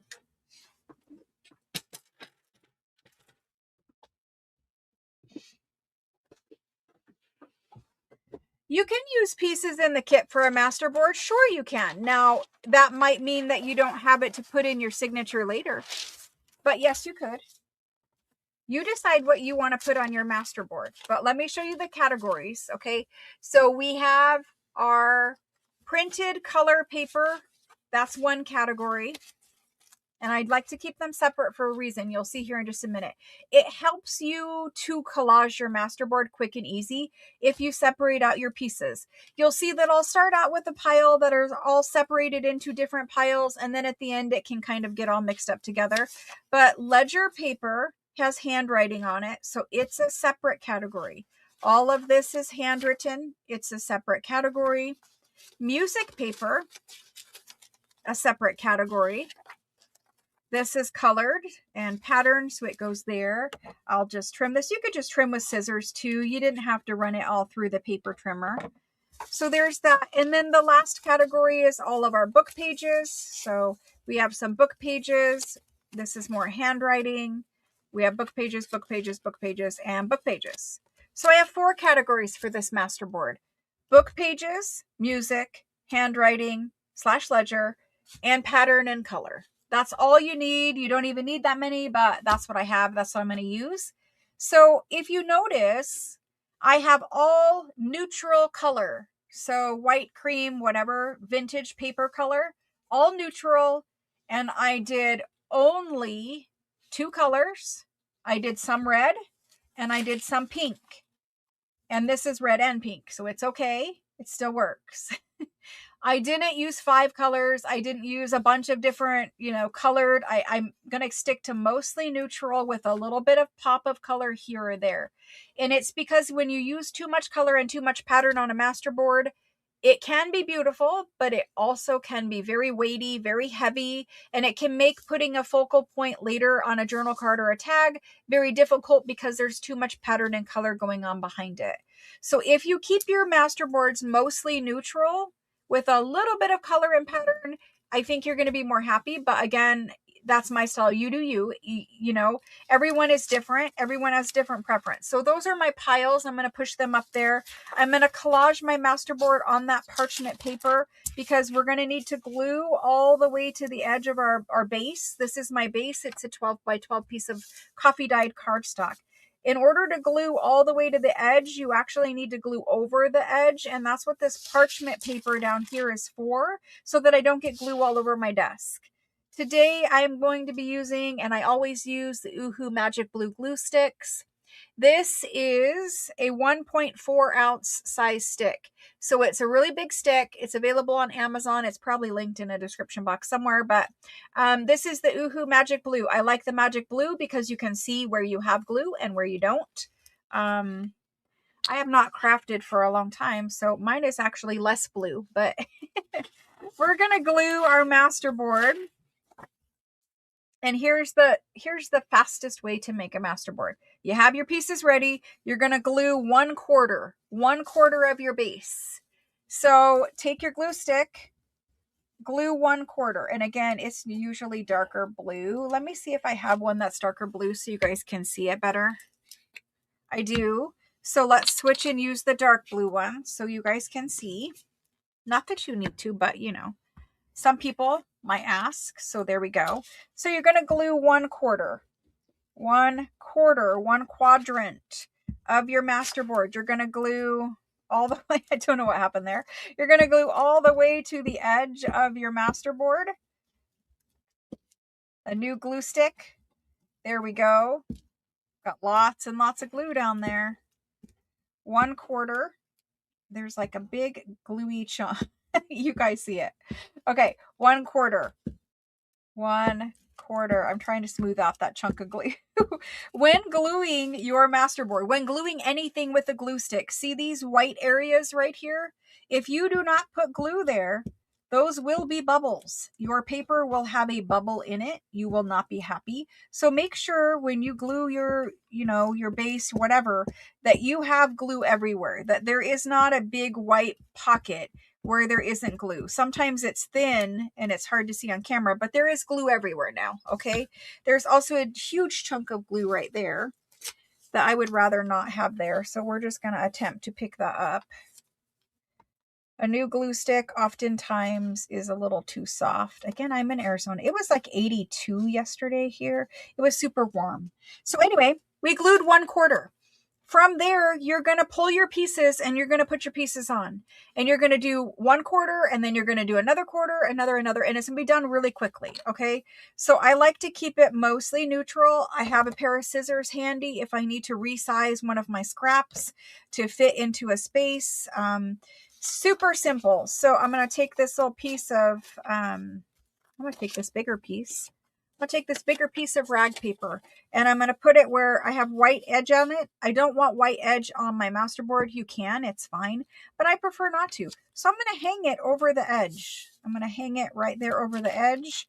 I'm going to try to keep it straight. If it's straight, it is. If it isn't, it's fine too. And I'm going to put it down just like that. Okay. Now I want something that looks different. I want a different color paper. I'm going to use this music right here. And I'm going to put this music right over here, just like that. And because I already have glue everywhere, the only time I need to add more glue is if I layer something over top of another piece of paper. So there, that one is glued down. Now maybe we want to go ahead and put some pattern, some color, something like that. Let's go ahead and put this one. I'm going to need to put that right over there probably. I'm going to put it here. I'm just going to put it right there. Now you can see I need to add glue down here because I don't have glue far enough. No problem. And it's only because I was picky and wanted this piece in a specific spot. So there's that. And you can see I have a strip here that doesn't have anything. I have some areas that don't have anything. That's kind of ideal how you want to collage this. If you keep everything too perfect, it's another look. It's just a different look. I'm going to take some of this little bit of handwriting. And I'm going to take this little bit of handwriting. And I'm going to stick it in over here. Again, I'm kind of going off my quadrant, but you guys do you. I'm going to put this little bit right here. There we go. And it's going to go over top right here of this paper. So it's going on the top. I'm adding glue there. There we go. Now we have some handwriting right there. We're going to collage up in here and finish this bit.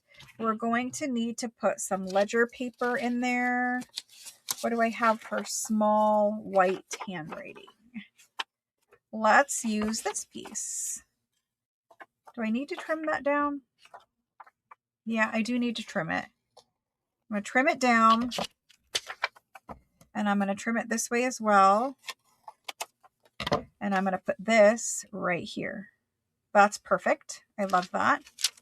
We're going to need to go over this piece, over this piece, and over this piece. We've got it. We've glued it. It's down. Putting it right to the edge. I don't want any white card or coffee dyed cardstock showing on the edge. There we go. Now we just have here and here to cover. We're going to cover this little area right here just because it's kind of like an eyesore. And you could do pattern next to pattern. That would be fine too. But I do have some old dictionary. I could just put that little word right there. I would avoid using super small pieces on a masterboard.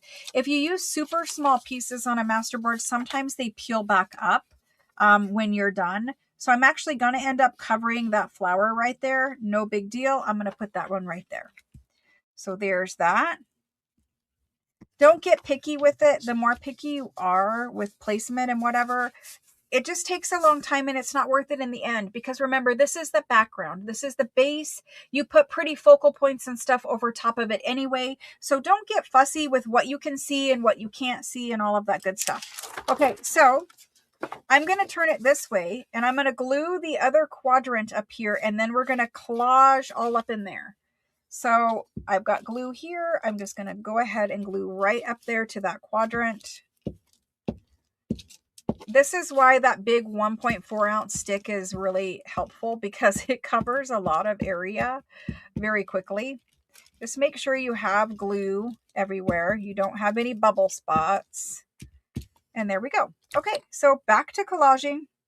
Let's go ahead and use a big piece of ledger. Pick whichever side we like, and we're just going to put it there. We don't know what's going to fill in here. I don't care. I'm just trying to cover the glued area. I'm trying to make it look pretty, sure, but I'm trying to cover the glued area. That is just a little too small for there. We could definitely use that one. Let's do it. This one is a little crooked on this edge. I'm going to straighten that up. There we go. And we're going to put that one not center. Don't line it up perfect. You want to go over and you want to go off center just a little bit one way or the other. So then we're going to go over this right here and we're going to go over this right here. I'm going to put that one right down. It's a little off centered. It's all good. Now we have some more pattern and color. Great. Love it. We need a little music up in this section. And how do you know, you guys always ask, how do you know what goes where? You don't. You just play. And if, you get a surprise in the end, you don't really plan anything out other than what your pattern, what your papers were that you get to choose from. How your masterboard turns out is directly reflective of your pattern and your color selection of your scraps, right? So that's why we've spent so much time making sure our scraps were the right colors we wanted. We have the right mix of handwriting versus text versus music versus pattern. That's where the beauty of your masterboard comes from here. This is just utilitarian covering a piece of paper. Once you choose good selections here in your piles, it can only come out one beautiful way here. And it doesn't matter how you arrange it. You can try to be fussy with it, but ultimately it's not really going to matter. Here's a big piece of ledger and that's the right size to cover that. So we're going to do it. We're going to go over this, and over that. Add some glue there. We could come in a little more here. And I don't care that I'm covering my pattern and my whatever. It doesn't matter. It really doesn't matter. I do want to cover my cardstock though. And that's down there. That's down there. Okay. And if you get glue over the edges, all the better. All the better. All that extra glue adds stability. So there's that half of our 12 by 12 is done. And I can see I missed a tiny little spot right there. I'm going to have to go over that. If that happens to you, don't stress about it. You're just going to cover it up with another piece of paper. I do have a small little text, but we have text here. So I'm trying not to do text on text. We have music there. We have that. Really, we only have one option, and that's this. And it's beautiful. So let's do it. Let's do it. We're going to go right there. And you can see that I'm hanging paper over the edge of my cardstock. All of this back here is hanging over the edge. That's kind of what you want. You cut it off at the end, and that makes sure that you get your paper all the way to the edge. You don't have to do it that way, but it is nice, I guess, in the end. Now we're going to work on this. You could, at this point, once you have half, you could glue the whole thing. If you're fairly new and you struggle with the collage and it takes you a long time, I would suggest that you only do a quadrant at a time, because your glue can dry. And if your glue dries before you get paper on it, well, then obviously your paper isn't going to stick very well. So only collage like the whole thing or whatever if you're fairly quick with the collaging and you know that you're going to cover it before it dries. So you can see I went over the edge of all of my paper down here because I know I'm going to cover it with paper. And so I'm just going to glue in that area quick, and we're going to get this done. We're going to set this to the side to dry. We'll cut it up here in a few minutes when it's dry, and we'll make ephemera and decorate all of this ephemera. We'll do it all here on camera shortly. Let's get a big piece of pattern paper down there. Part of it is I can't see that edge over there from where I'm filming. I can't see it. So I got to go completely over the edge. Yeah. Luckily, we've got some strength in the paper there. There we go. That's a little better. I got my edges covered now. Almost. I think we're a little, we still are, a little edge showing there. I'm not going to worry about it. Okay, let's keep going. We need music now. So music could go there, but we have it down here. It's okay. I think we're going to put music up there. So let's put this piece of music right there. That's good. Just touch it down. Let's get some handwriting in here. We could do handwriting there, but if we're going to do handwriting there, I'd rather do it here. So let's go over the edge of that, put our handwriting down. I'm really struggling to see that far edge. It's too far away from my face.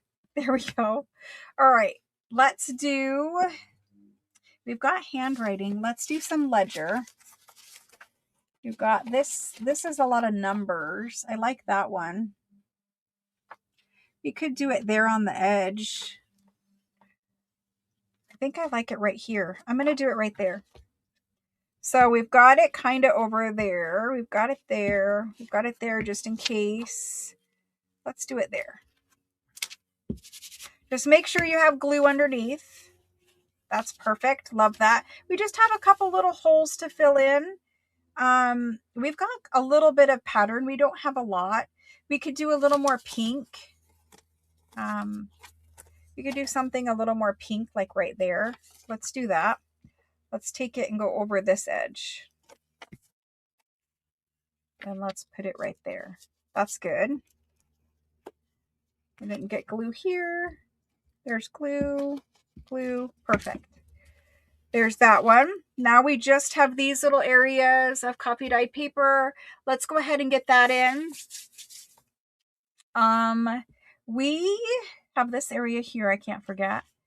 Let's do, we don't have much book page on this one. And I really like my dictionary, so I'm going to do dictionary right here. I've got some grungy old dictionary, and it's rag paper, and it's beautiful. And we're going to do it right there. It's going to go down over this whole section. Let's get that on there. Beautiful. Has a little beauty spot. Love it. You can see a corner here didn't get glue. If you catch it now, that's great. But you know my process later for catching those two. So we have this, this, and this. Let's cover them. we're going to put some of that German, wherever it is, German book page. That's going to be beautiful right there. Let's do it. I mean, we could do it here too. Let's do it here. Let's cut a small section and let's put it right there. That covers that little hole. Love it. Okay, fine. Good. Done. Now we have these two. Again, I can take that same piece of German and I can put it right there. That works actually. It's a little bit similar, so I'm going to not do it there, but I have some more here. This is like the bottom part of the page. Let's put that strip in there. I'm going to cut off some of the white on the edge. And I'm going to glue right in here. I kind of want to go this way with it. But then it'll make me have to add another piece. Let's do it right there. That's good. We've got it down. We're going to need to glue right there. And we're good. Okay, one tiny little section down here. Honestly, I'm going to put handwriting there. The whiter handwriting. And you can see I have so much leftover pieces of paper up here in my piles that I could make 5 more masterboards probably. So once you cut down your scraps, you have so much that you can sit there and make some more masterboards until you decide you're done making masterboards. But there we go. It's done. It's covered. We're going to cut off the excess. We're going to set it to dry. This is what it looks like. Yes, I have crazy wild paper everywhere. It looks great. I'm going to move that off to this side. We're going to turn it over, flip it over to the back side. Use your scissors and line it up with your cardstock. Use that cardstock as just a guide. Let your scissors and cardstock just glide together there and trim off all that excess. Any big pieces of excess, like this is a big piece of excess, I'll save that and I'll use that on another masterboard. But the small little tiny thin things I usually throw away. You could save them, but they're kind of thin. They're harder to work with. I do have a project coming in the 365 series that does use strips of paper, thin, small strips of paper. You want to just get right to the edge of the cardstock. Trim it off.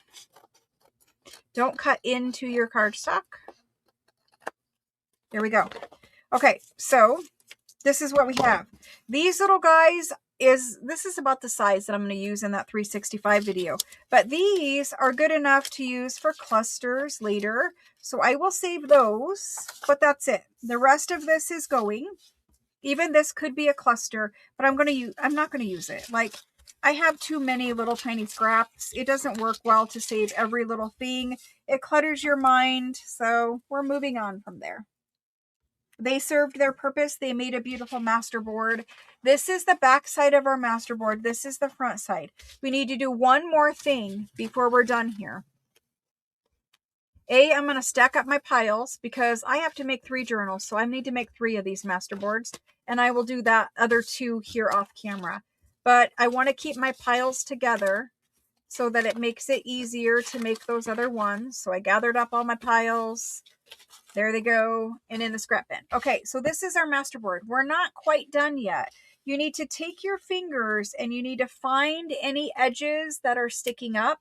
And now you're going to use your art glitter glue to stick those down. The Scotch permanent glue does not hold long term. It will come up years later. I used to use it in the beginning of my junk journal journey, and it does not hold. Your paper will come up later from Scotch permanent glue stick.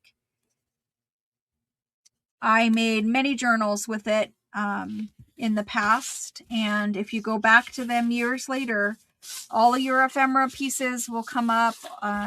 Unfortunately, it's not truly permanent. It may depend where you live, but for me here in Arizona, we don't really have much humidity, but we do have some heat. Now, it's always in an air-conditioned house, so it really shouldn't matter. But I did not have any luck with Scotch permanent glue stick. The Uhu is the only thing that I have ever used that you can come back to years and years later, and that those papers are stuck permanently. There is no area that peels up from those. In fact, it is impossible to peel it up after you've got the Uhu on there. So I'm taking my hand and I'm rubbing my hand over it, and I'm feeling for any pieces that have loose corners or that might peel up or whatever, right? And so everything is glued down. If I needed to, I use that fine tip little point, and I got some glue in there for that. This is art glitter glue. Here's, if you're looking for, if you want to make journals and sell journals, this is your combination.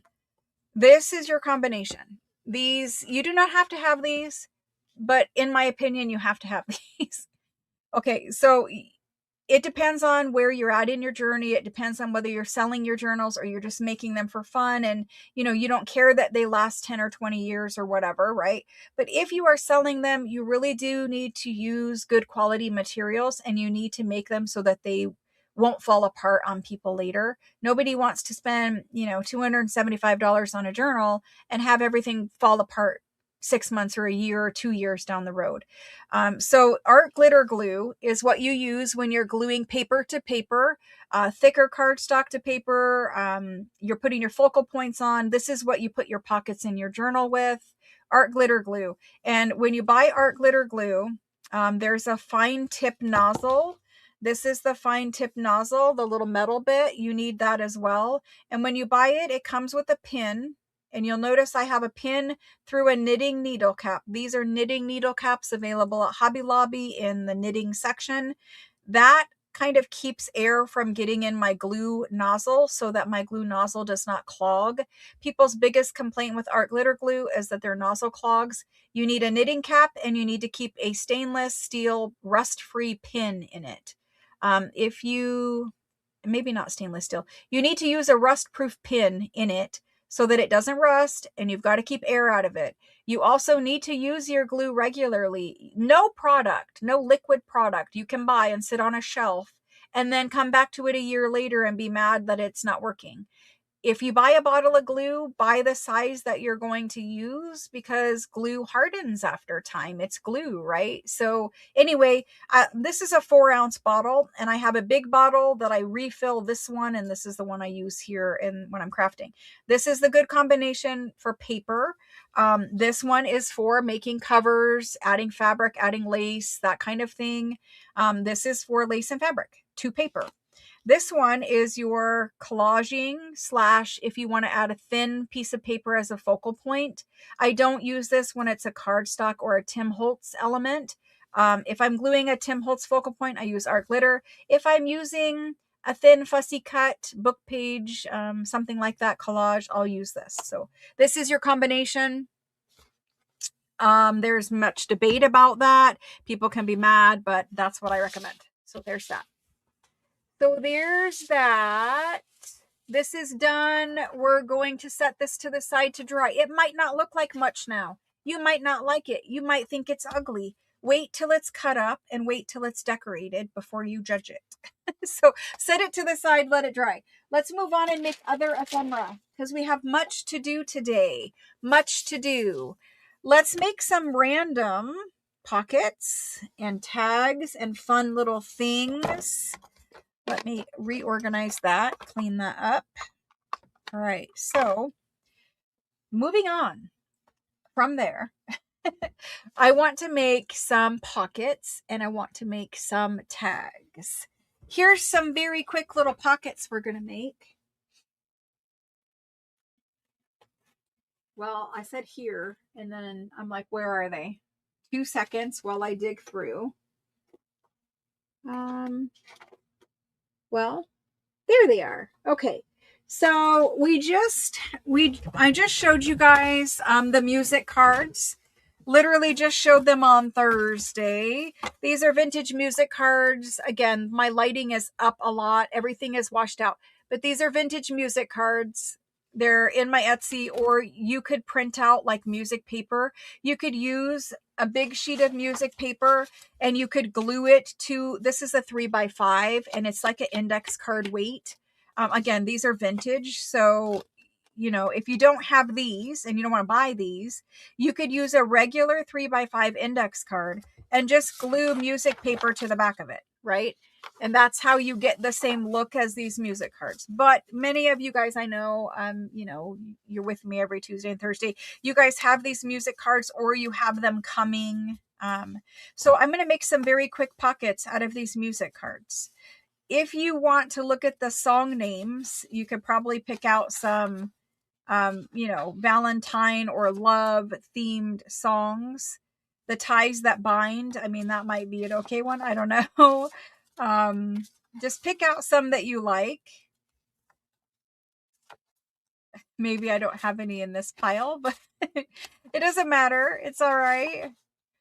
There Goes My Heart. That one would be okay. It's got some handwriting and stuff on it, but I'm just looking. There's one called Cashmere Sweater. That would be a good one for winter. Let's just use,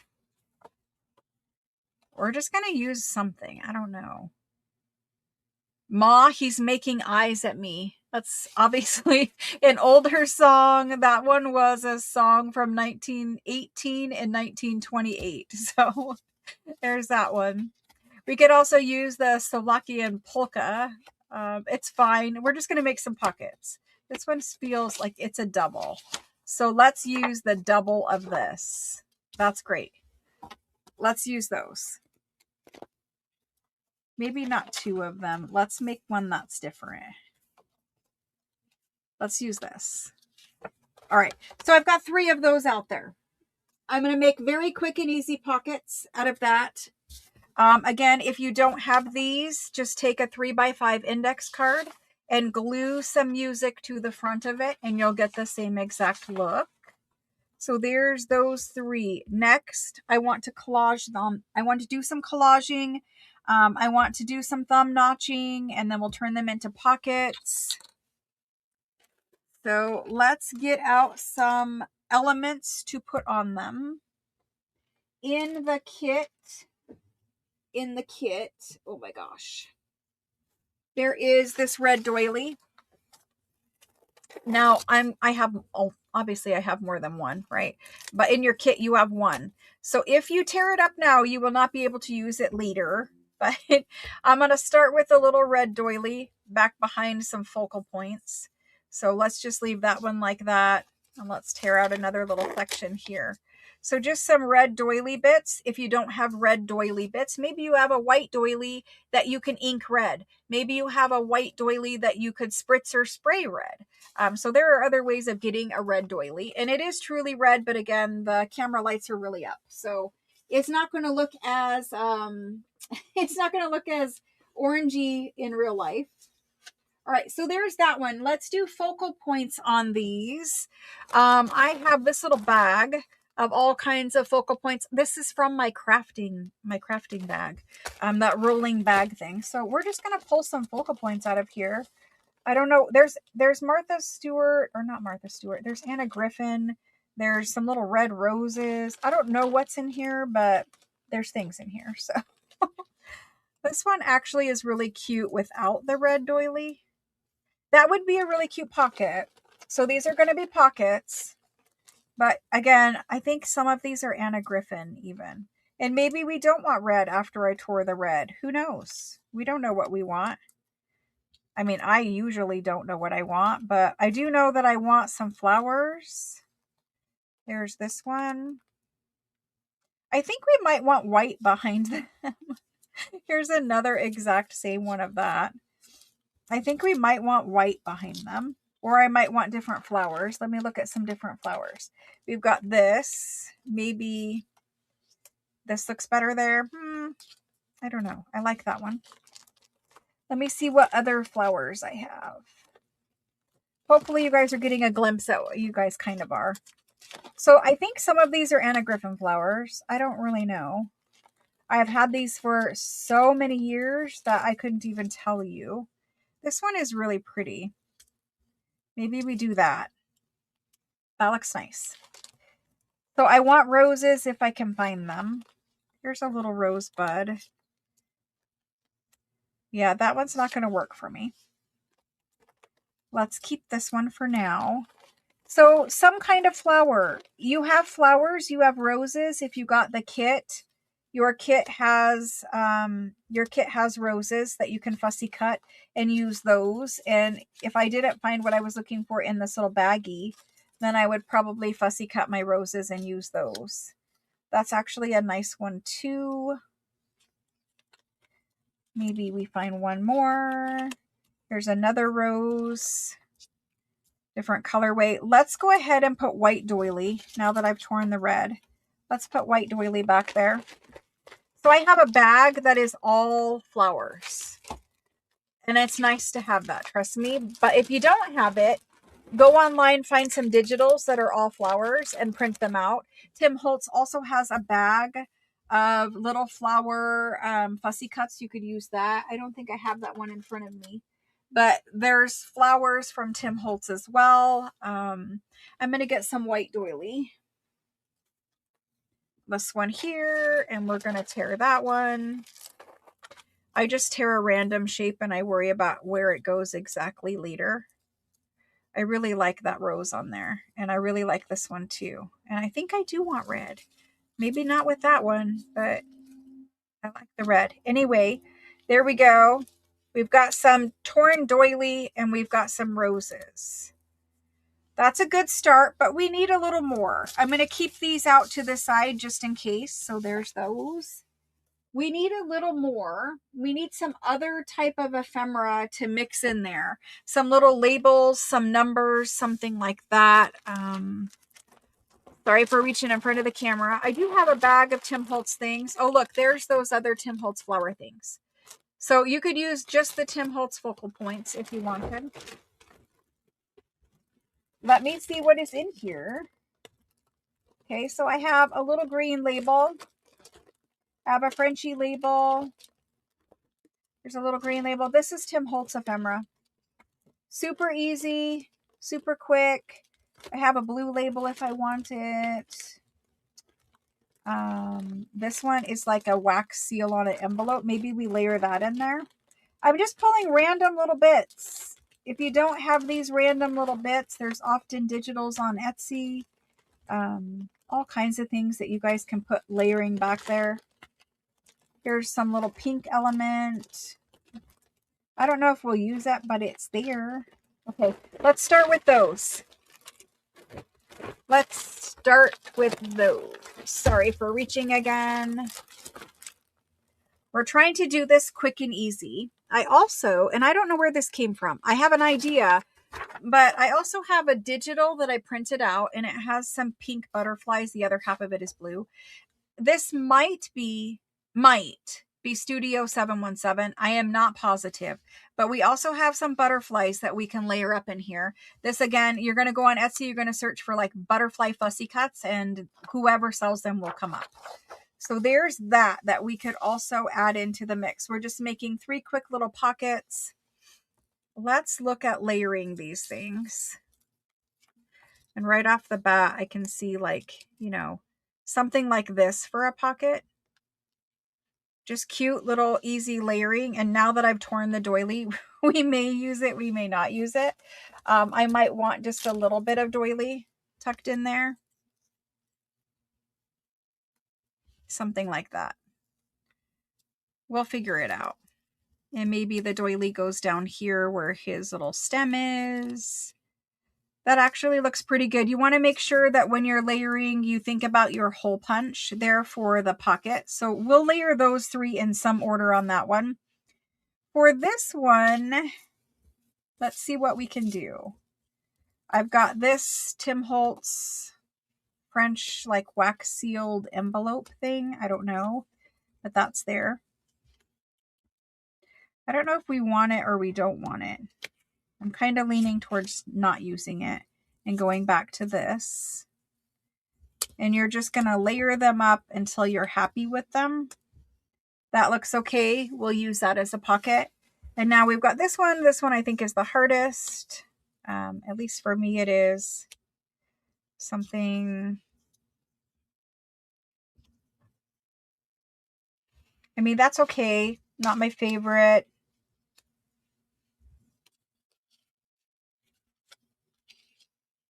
It's just, you know, randomly pulled things. I'm going to move all of it down. That makes me a little more happy. So I went with a flower, some kind of a label. I think we need this over here. I can't get the positioning right with this one, with the circle. Let's try this blue label. That's better. I think we'll do something like that. So, you know, I always have these extra little bits that float around my desk, but we put 3 elements on each card. So even if you're just using a plain 3x5 index card, we went with a flower, we went something in the background like the lace doily, and we went with one little layer of a label, or in this case, it's just a pink little Tim Holtz thing. But the combination was 3 things: some ripped up doily, a flower focal point, and a label or another background element, something like that. Anyway, so there's 3 quick and easy little pockets. Let's get those glued down. How are you guys doing out there? Are you surviving? I know it has been super, super cold in places, and it was super hot for us the other day. So to glue down paper doily, there's many different ways. I kind of just get an eyeball for where it goes, and I put a ton of glue down and stick it. Yeah, it was like 80, 85, which is way too hot. It's like 20 degrees warmer than it should be. And I know a lot of you guys are freezing. So I don't know what's up with it, but the weather is always changing. Now, if you want to ink this, go ahead and do that, just to make it stand out a little more on the edge. There's that. And we're going to put that right there. And I think we want our label first. We do. So let's ink up our label. Again, the label is just a little Tim Holtz label. There are label digitals on Etsy as well. Various makers. And anytime I'm layering Tim Holtz things, because he usually prints them on cardstock, I always use art glitter glue because they're thicker weighted paper elements. So we're going to get this label down. Something like that. And once you put art glitter down, art glitter glue, it's very sticky. You usually do not have playtime with art glitter glue. So make sure that you plan out your projects ahead of time before you use art glitter glue, because it doesn't allow you to move it once it's down there. And so there's a flower on that pocket. Keeping it low enough where I can do a thumb hole punch. We'll trim off that excess. And then once this is dry here in a second, I'll do the thumb notch here for the pocket. And we can ink around it too, but that's a quick little pocket. So there's that one. Next, now remember, I'm making 3 journals. So because I'm making 3 journals, I can make 3 of the same thing. But for you, if you're just making 1 journal, and I just got way too much ink on that. If you're just making 1 journal, you might not want to make 3 of everything that you make, because it might be like too much the same. So you use your own judgment of how many you want to make. But again, because I make 3 journals at a time, I generally make things in triplicate, just so that I have 1 for every journal. So this one, we're going to put that there. We're going to put that there, and this somewhere over here. I want to be able to see the stamp, so that pink one's going to get put down pretty far down there. Using art glitter again, because it's a Tim Holtz cardstock printed element.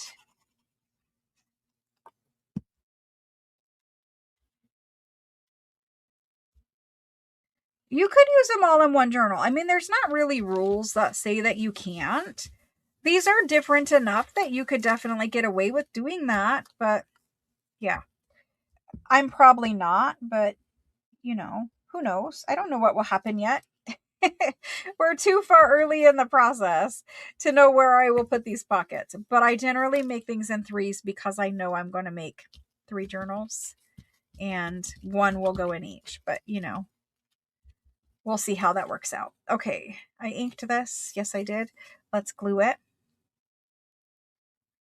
And again, if you don't have these exact flowers, you could use the Fussy Cuts sheet of roses that I put in your kit. Wanted to make sure everybody had some roses. And then there's that one.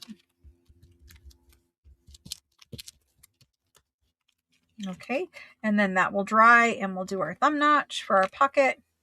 This is the last one, my least favorite, but I might choose a different flower quick just because it's not exactly perfect. I struggled with it. I thought about it this whole entire time. It's not exactly perfect. Let's see what else is in here quick. I even have some little butterfly elements, and maybe that's what it needs, is it needs a butterfly too, but I really think it's just the flowers that is throwing me off. So what if we did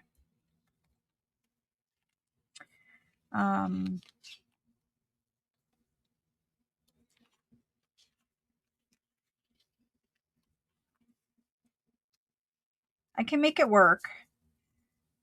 I can make that work. Let's put this guy back and use him a different day. Sometimes things that start out being not my favorite end up being my favorite. So there's that too. You can't judge a book by its cover. You have to wait for it to be done, right? And sometimes you make something and you're not really super thrilled with it and you let it sit for a while and you come back to it and you're like, oh, it just needs this. And you add that one little other element and then you're totally happy with it. So you just got to wait sometimes and see what comes to mind. Maybe a different day you feel differently about it. So let's get this glued down. We are going to glue that right there. So all of this gets glued.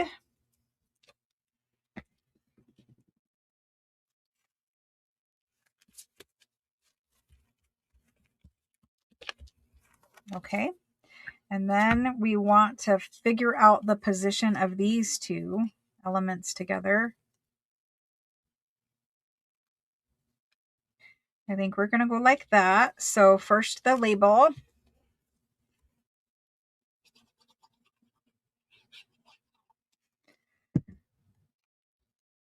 There's that.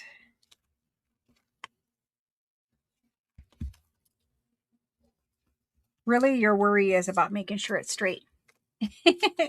Thanks so much for hanging out with me. We'll be back here on next Saturday too. Every Saturday in February, and we will be making ephemera every single class. And you'll see the whole journal get made start to finish. All the way till completion. There's that. I want to make sure I can see the P for the Paris. There we go. And I made sure I positioned where I could, do my little thumb notch up there. So there's that one. I think it needs a postage stamp right here, and then I will be happy with it. Let's go ahead and make these into pockets quick. Then let's check and see if our master board is dry enough to cut up, because I want to make that ephemera. And I do have some glassine bags that also need decorated so that we could use glassine bags as a whole entire page pocket. So there's that. Let's trim off the excess here. We'll see if we have a postage stamp handy that we can use. There's that. Here's our 3 pockets. Let's go ahead and I need to grab the thumb notch punch and a postage stamp. 2 seconds.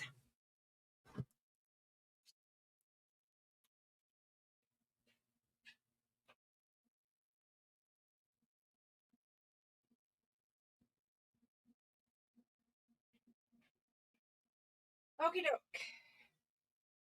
Luckily, the craft room across from the filming room is still working.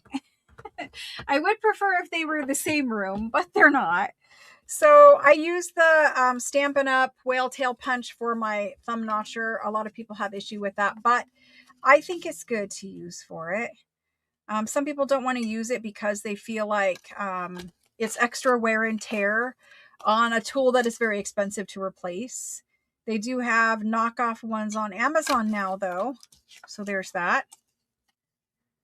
Okay, so just trying to center them. I like the shape that this punch gives more than, I'm going to do a little deeper one here. I like the shape that this one gives. It's a little more oval and less round. So that's why I like using it. So there's that. It glares a lot, so I try to keep it off camera. All right, so we did the thumb notch. We'll give them some ink quick. Just whatever's on the little ink dabber.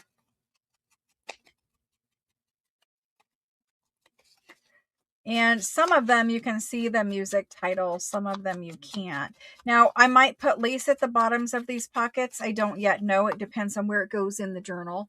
But there's a very simple little pocket. We made it very quickly.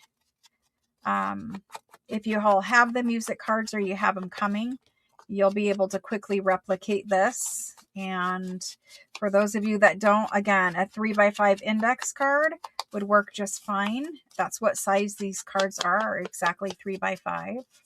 So you can quickly and easily, hymnal music. If you have a hymnal book, which a lot of you guys just got those, a hymnal book will have smaller music like this.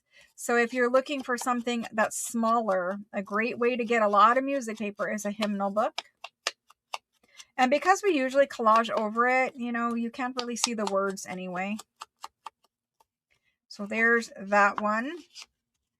There's my 3 finished pockets. I know the lighting is super, super bright, but 3 finished little pockets. They will be cute once they're in there, but yes, 3. Okay, done. Let's move on. Let's check our masterboard and see if I can cut it. It is kind of dry. I think it's dry enough we can risk cutting it. Let's do it, and let's make some more ephemera out of that. Yay, I'm glad you guys got your packages. A lot of them went out on Wednesday. Okay, so I'm going to cut this upside down so that when you're trying to cut it and you're looking at it, it's natural to try to line things up and avoid cutting certain things and whatever. I find it's just easier to flip it upside down. Plus, it's a little bit of a surprise. You don't know what you're going to get, that kind of thing. So again, this is a 12 by 12 piece of coffee dyed cardstock. That is my base. Then I collaged all of my paper over top of that. So it's 12 by 12. I'm going to cut it in a very specific way so that I get the right size pockets and the right size tags. You can cut yours into just completely random pieces if you want. I'm going to cut it. So I want my pockets to be about 4 3/4. So I'm going to do 4 3/4 pockets this time. I'm going to do 4.5. I'm going to do 4.5. I lied. 4.5. So this first cut, 4.5 inches. That's going to give me the width of my pocket. Then the depth of my pocket, again, I've got 12 inches to play with. So the easiest thing to do is to do 3-inch deep pockets. However, I do like a 3.5-inch deep pocket also. If we do 3, it's okay. Let's do 3.5. It will leave us a weird piece. I don't care. I'm going to do 3.5 by 3.5. These could be journal cards also. The journal card and the pocket size is nearly identical. We do have this large piece right here. I could cut this and make 2 skinny little tags, or I could make 1 pocket with some leftover bit. I'm looking at it, which is cheating, but it's because I wanted to line this up. I'm going to do 3.5, and I've got a skinny little tag. So there's that. I've got 3 pockets and a skinny little tag. Now this, because we did 4.5, it's going to be 6.5, right? No, 7.5. Yes, 7.5. Let me do math. 7.5. Okay. So it's 7.5. If I do 3.5-inch tags, that's really big tags, and that's what I'm going to do. So 3.5, and I'm getting some nice large tags out of that. And I've got 3.5 there. And now I have options. I could do journal cards.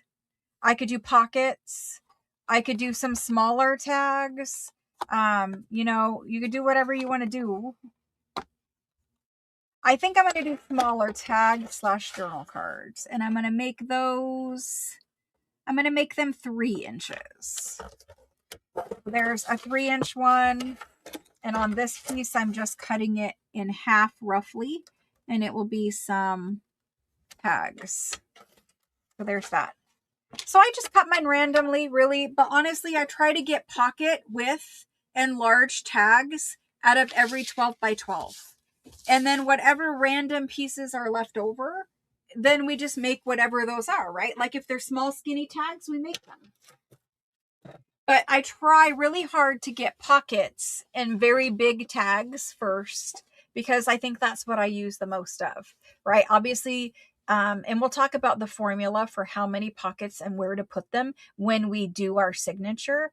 But you want to try to get your pockets and your large tags out of the way first. And then, you know, if it leaves you some extra pieces, then you can turn those into whatever. So here's what we got out of that. We've got pocket, and this piece is crooked, which will drive me crazy, but we're going to put focal points over those. So I'm not going to care about it right now. It's going to be fine. We've got pockets. It could be this way of a pocket. That might make me happier if the pattern is down at the bottom, and then we'll put a focal point there for just a quick little, you know, and I'm not going to decorate it this way, but just a quick little way of showing you what these will look like when they are done. Like here's some, like you're going to put a focal point and something in the background, right? You can't even see it. You're going to put a focal point and something in the background. And so your masterboard, its purpose was to give you all this lovely collaging in the background. That's what its purpose was. And then you get to see all those little bits of handwriting, all those little bits of book page, all the little bit of ledger, whatever pattern paper, all of that. Again, both of these are crooked and it will drive me crazy. But for now, that's kind of an idea of what a pocket might look like. All of these will have a focal point put on them. So you will not see the center part of it. I will have a little extra work because I was sloppy with my masterboard. So there's some pockets. Here's another pocket. These are great sizes for pockets. Love those. Those will be easy and quick to decorate. Then we have our large tags. So here's 2 large tags. Again, very quick and easy to decorate. I like to put large French fashion ladies on them. I have some damaged magazines sitting here. And if you see, this page tore and they put a piece of like repair tape over it. So I won't be using those ones. But in here, there are other ladies that I will be cutting out, and I will be putting those on my large tags. So that's why I made the large tags, so I can put fashion ladies on them. So there's that. These guys, this could be a pocket if you wanted it to be a pocket. It could be a journal card if you wanted it to be a journal card. This is a little tag, so we'll need to find a little focal point for that. This is a skinny little tag, and I like the skinny little tags. That's actually a really beautiful skinny little tag with the Florentine paper. So 3 small tags and a 4th small tag. So that's what we ended up out of this one. Now I did cut this one a little different than I normally cut them. But I think it's quick and easy to decorate. So let's go ahead and do that. Let's do the large tags first. We'll decorate all of these and get these done today. This magazine, I don't know. We need to look at size. The ladies need to fit on there. Like if you need small ones, there's often children.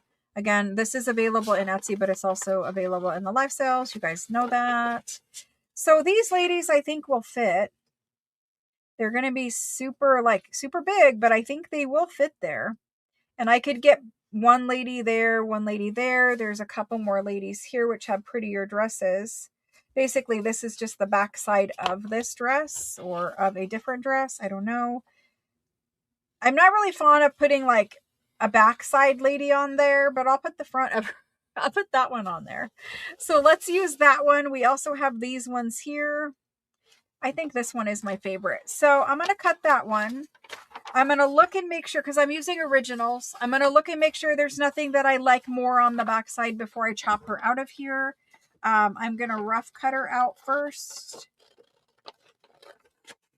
The backside lady I will use in the sewing journal, where we're making a sewing journal, and we might want to see the silhouette of a backside. Not that came out wrong. The silhouette of a back of a dress. Yeah, that.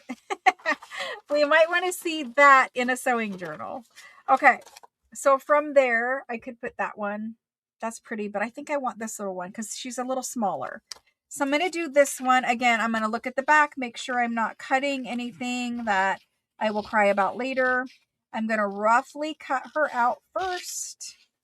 She does have a little bit of repair tape over her hand there. I'll be fine with it. I'll be able to make it work. So there's quick and easy. You could have done these ladies here. You could have put those on your tag, but very, very easy decorations. I often include digitals of these in kits for you guys in case you don't have the magazines.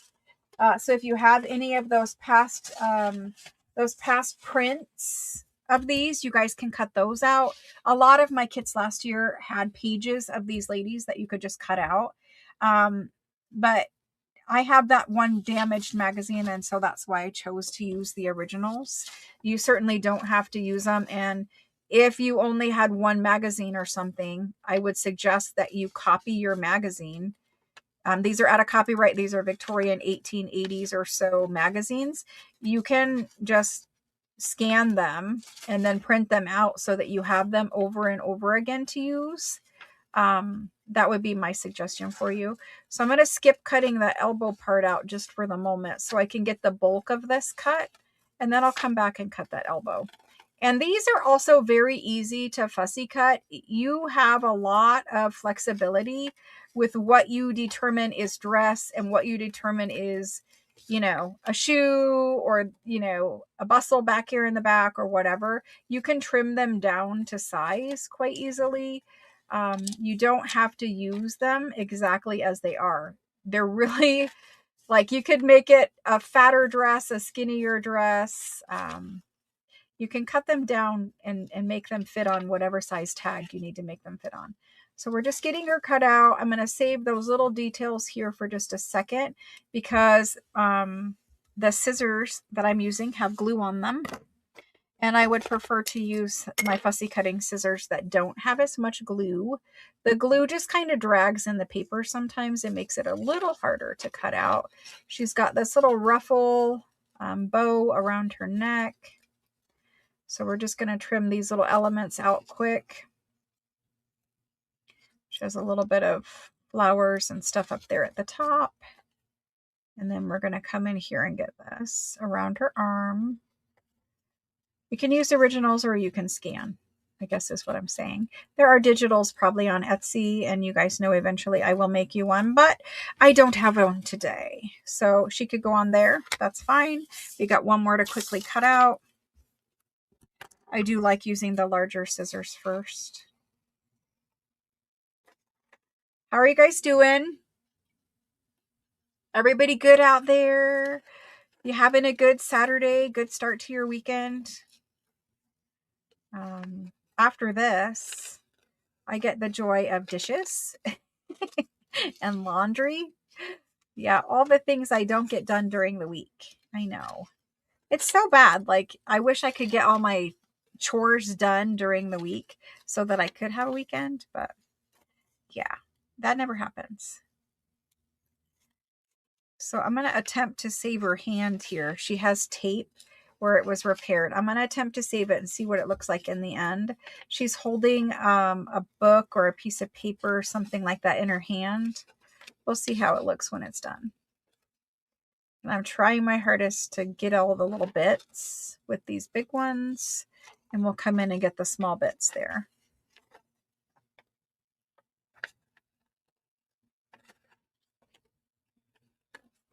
I like using the fashion ladies. I think they're super fun and they fit my very antique aesthetic look for my journals. So she's got a little toe of her shoe poking out there. Okay, let's go ahead and switch to these and get in here around her collar and her mouth. Kind of took a little bit too much of her mouth off. We'll see.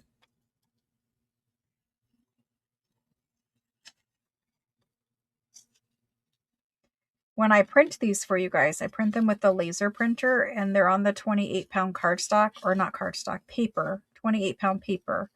And that's much sturdier than the original antique newspaper, as you can imagine.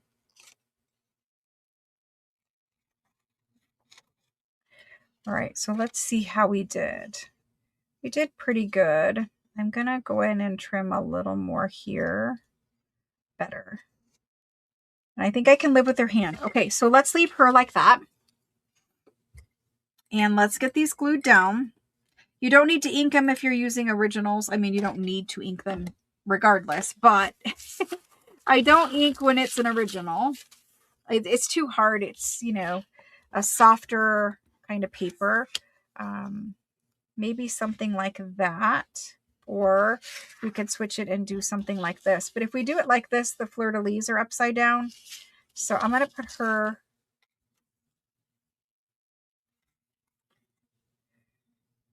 One of them is going there. I think she is going there. And I think she is going here. Okay. So that's good. I like those. I don't want to put anything back behind them. Honestly, there is so many layers of things already behind her. She's fine just how she is. Let's go ahead and cut these into tag shape. And then let's cut them into tag shape, and then let's put her ladies on. So I'm just going to cut it, and I'm going to try to match it, and we're going to cut it. Cut it and cut it. There we go. And let's put the ladies on, and then let's ink them.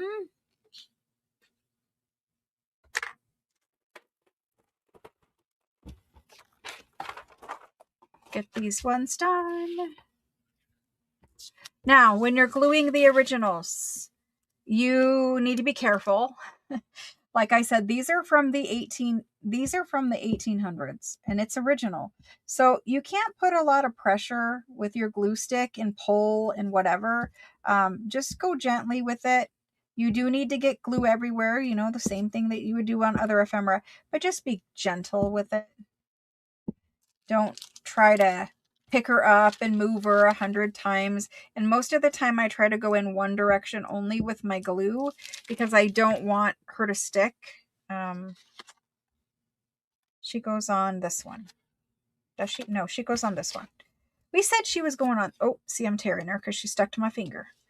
She's going on this one. And so I'm just going to position her where I've got space to do, you know, my whole reinforcer and all that kind of stuff. Pretty much centered. And lightly put her down. Okay, so she is there. She looks like she has always been there. She looks like she exists because all of this is vintage back here too, except for our Florentine paper. But she looks like she's always been there. So that's a good one. Okay, let's do the next one. There we go. Oh, see, can't be too rough. And that was kind of deliberate because if you are, you're going to piece her back together. Going to be just fine. There we go. Kind of trying to go around the edges and then fill in the center. Yeah, she just lost herself there. All right, so we're going to put her body down, her bottom down first. And her bottom is going, I want to see a little bit of that Florentine paper over there. So I'm going to scoot her over.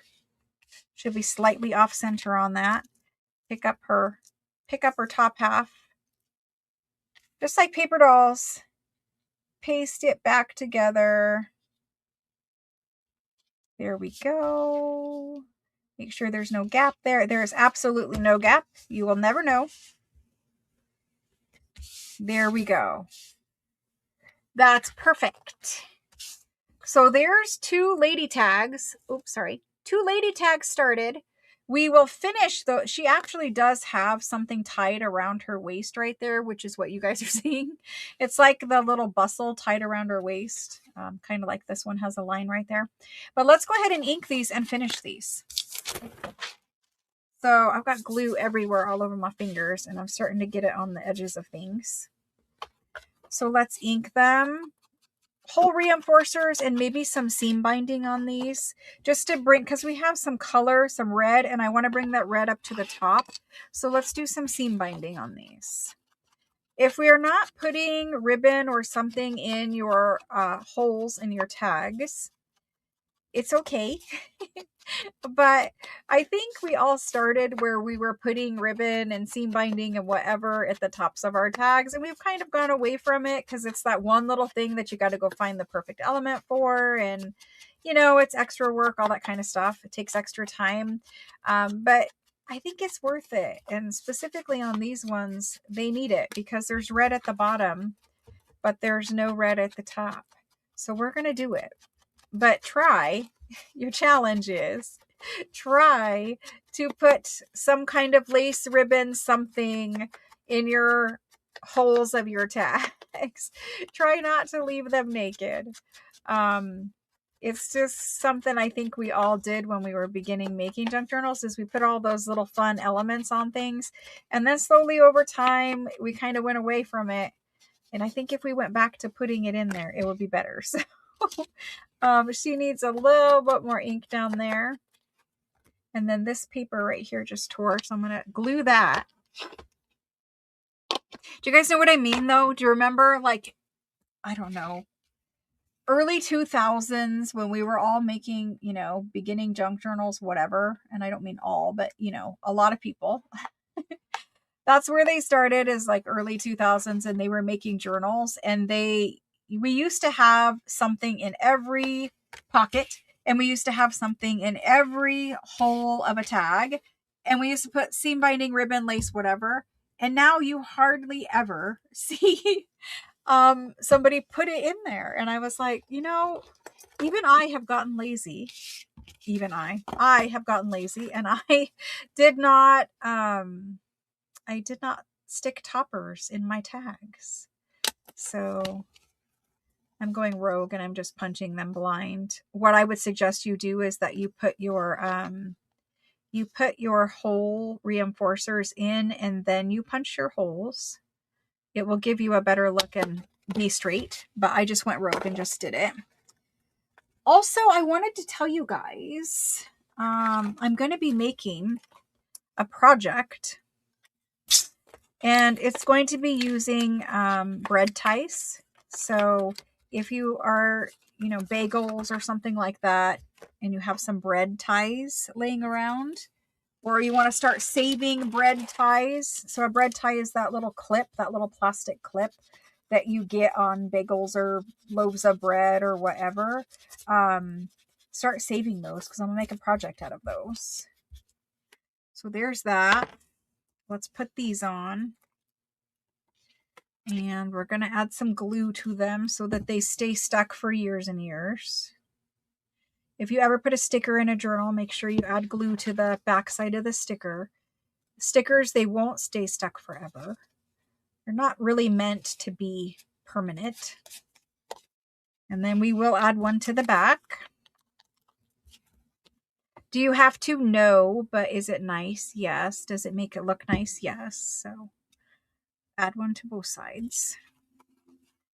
And we'll ink the back too.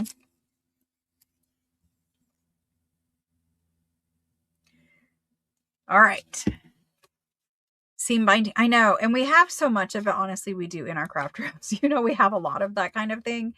And we need to get back to putting it in. Now, I know it can add some bulk to some journals. There are some legitimate reasons why, you know, you might not want to put it in, whatever, depending on where your tag is. I get it.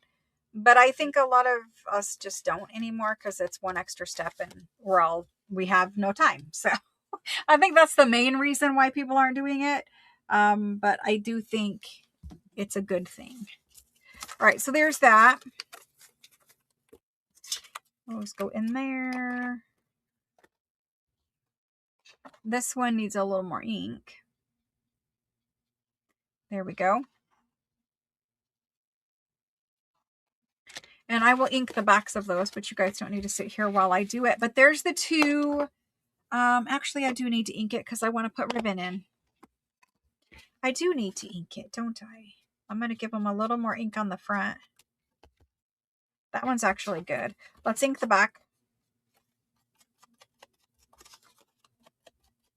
Even though it's coffee dyed, I do try to ink the backs of everything. Again, I sell my journals. I try to ink the back. Now, I'm not saying that something hasn't escaped me before, but I try to ink the back of everything. Always coffee dye or some kind of non-white paper on the back. I try. Not saying I'm perfect, but I do try.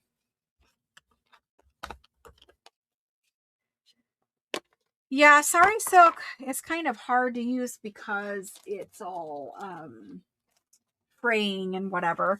But this is some crinkled seam binding. This is coming for you guys. So this is coming in every single color you could possibly ever dream of. But I have some red, so we're going to use red. And I'm just going to take a piece. I don't know how big I want it, but just take a piece. I'm going to make one tail longer than the other tail. And I'm going to take it and put it through my hole from the back. So I put it together. I have my two tails. I pinched it in the middle, made it as small as I could there with my fingers and from the back side of my tag. And then I pull it and make a loop right there. So there's the loop, right? And then from there, you can tuck your tails into your loop or your loop over your tails. And that gives you this kind of a look. Once it's tied, there we go. And you don't want to pull super tight because you'll rip it right out, but there's that one. And it really is the same color as this. I don't know why on camera it's not showing perfectly, but that's that one. And it's just, you know, something fun to stick out of the top of a pocket. So I'm going to do this one as well. Got a little snippet left over for something else. And we're going to put that in. Sorry, it's just too stringy for me and it tears. It's not as durable. I think it's fine to use for certain things, but I can't do the strings. It's like glitter to me or sand. It's just too much. Okay, so there's two like that. And that was super simple. Super, super simple. Could you add a label? Could you add a postage stamp? Of course you could. That would be very, very simple if you want to do more. I like the simplicity of them, but if you want to do more, you know, you could add doily or something if you wanted. I don't want doily on the background of everything. You can't really add book page or whatever because it's already in your background. And it kind of showcases the beauty of a masterboard. So that's that. Those are done. We have 3 pockets and 2 big tags and a cover. Let's move on and do some of these pockets. These ones that are difficult here with the super crooked. I don't know what, when I did those German pieces, I got way, way crooked and it's really irritating to me. So let's work on fixing those. We're going to put a big focal point there. In the end, it will not matter that much, but for right now, it's kind of irritating me. So let's look at our fussy cut sheet from the kit. We have some fussy cut right here. We've got this sheet and this sheet. So if you don't have these, I'll make the digital available in Etsy here in just a little bit when this video ends. But you have some really nice large focal points here, like that Cupid in the little cloud boat, whatever. That would be beautiful. That would be so beautiful right there. And maybe that's what needs to happen. You've got a large red butterfly that could go on there. If you made these into journal cards, the little girl could go or the hearts could go. I gave you the butterfly in different sizes, so you always have one. But there's the Valentine sheet, and it's not all Valentine, but there's the Valentine sheet. If you don't want to do Valentines, I did give you really nice large roses, and this pink one right here would look nice on this pocket. So let's see about using these two. And again, I print these on 28-pound paper or have them printed on 28-pound paper. We had to do a little of both. But these, super strong and durable that you can cut out and put there. Let's put this one on there. I like the colors together. So let's fussy cut this one. Yeah, seam binding for closures, definitely. Definitely. So let's get these roses fussy cut. Now, how much you fussy cut these is up to you. You could leave the white part in between the stems and all that kind of stuff. I don't know what I will do yet, but these were actually pieces of old German scrap that were scanned and that were printed out. So they're kind of easier to cut because they were old German scrap than if you went to like a botanical book and you tried to print out a botanical image, because the botanical image, they didn't think about fussy cutting. They just, you know, showed you the pretty drawing, illustration, whatever of the flower. So I like the fact that the ones I gave you guys were easy to fussy cut. Yes, you still have to cut, you know, some, but at least they're easier to cut than like a botanical image from a book where it's got a million little tiny leaves to cut around and petals and all that kind of stuff.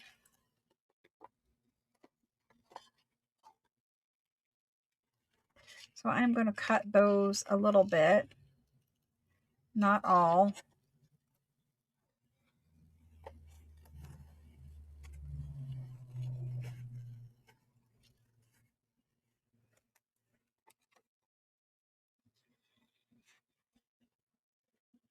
How many of you guys have laundry and dishes to do? I have laundry and dishes after.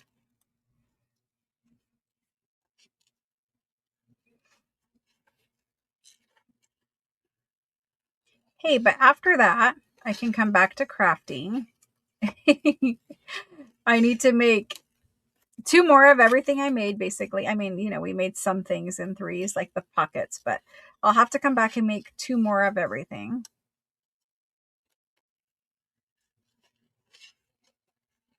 And I don't make everything identical when I do 3 journals, but a lot of things are similar, and it's just because repetition is easier.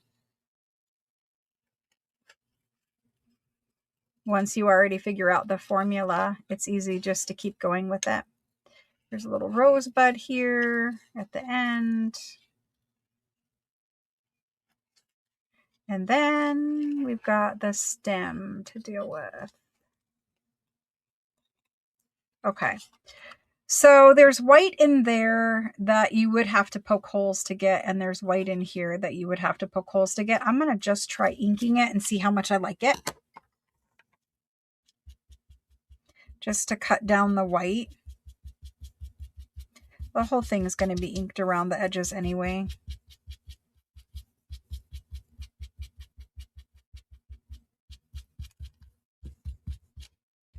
You could use your Tombow marker, the 942.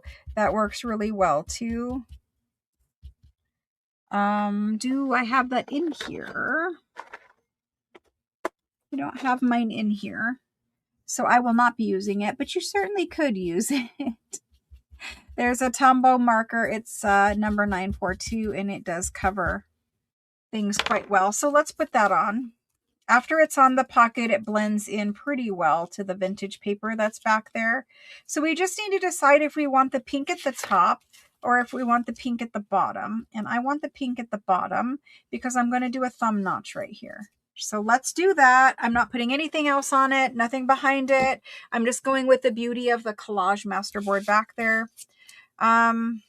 This has a lot of fiddly little bits. I'm going to get some glue stick on it, and then I'm going to come in with art glitter glue. I got the big parts with the glue stick, and then I'll hit the little parts with the art glitter.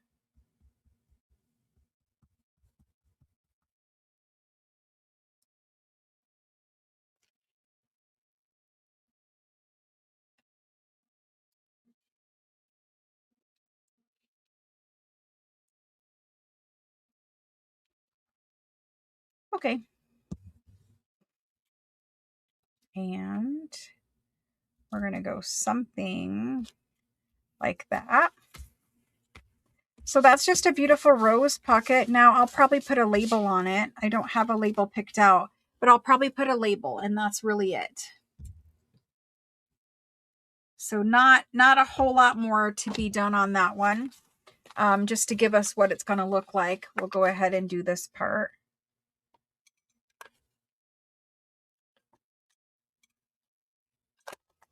Here we go. That always shoots it like right at your face. All right.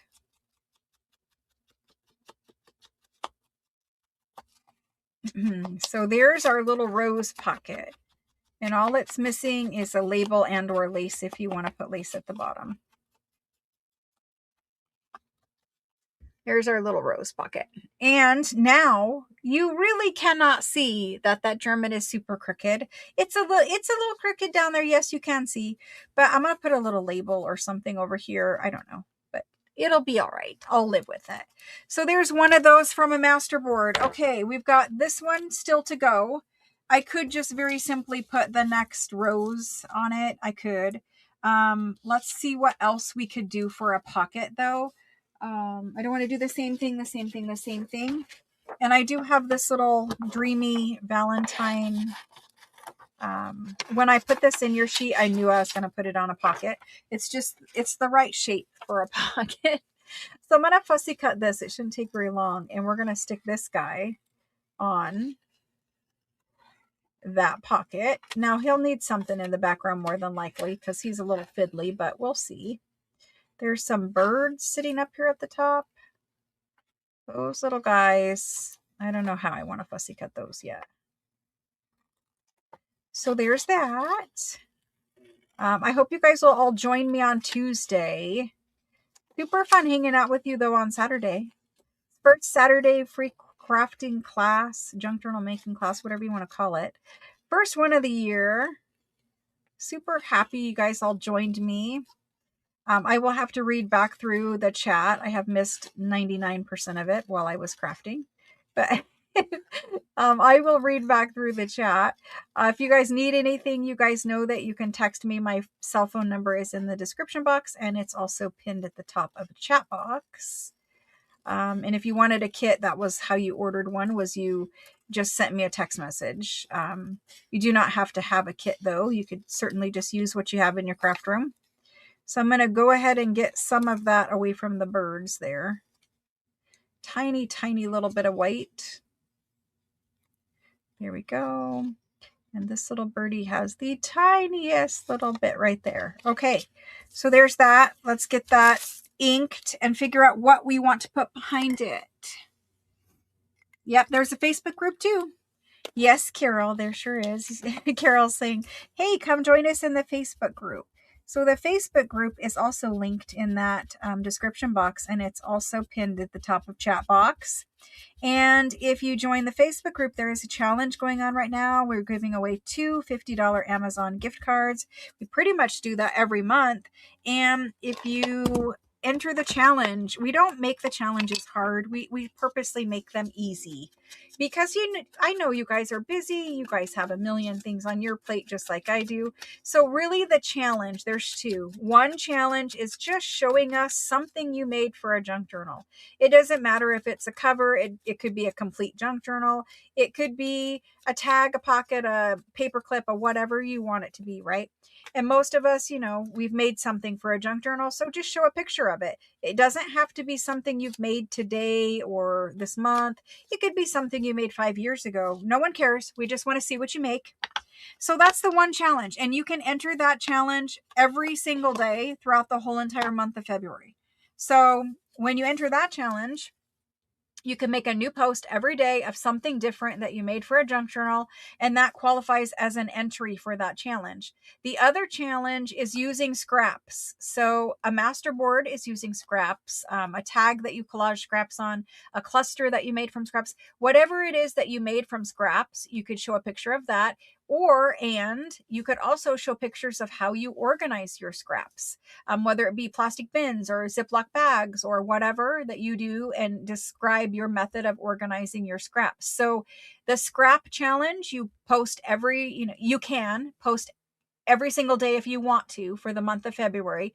Every single time you post, one post per day, it equals an entry. And so if you started in the beginning and you go all the way to the end, that's the best odds of winning, because what we do is at the end of the month, we take everyone who entered the general challenge, which is just posting a picture of anything you made for a junk journal.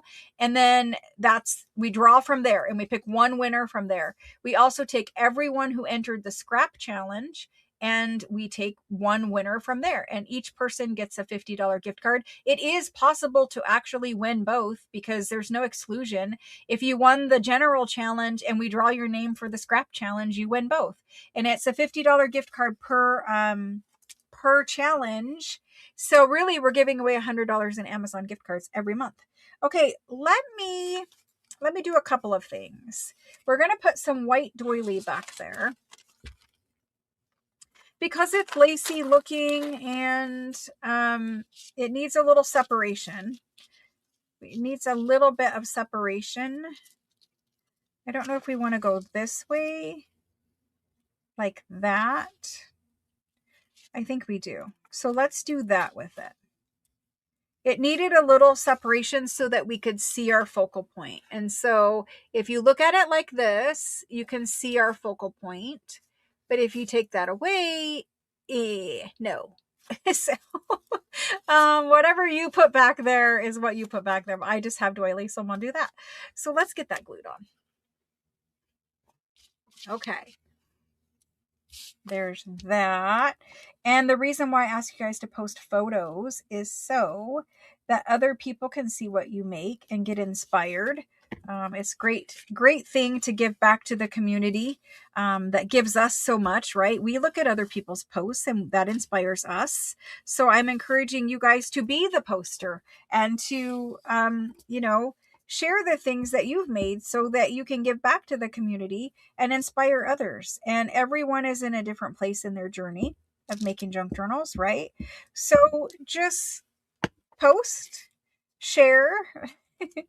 And the other part of the challenge, which I don't talk enough about, is leaving other people kind comments. So in the group, there should be 0 posts that don't have a comment on them.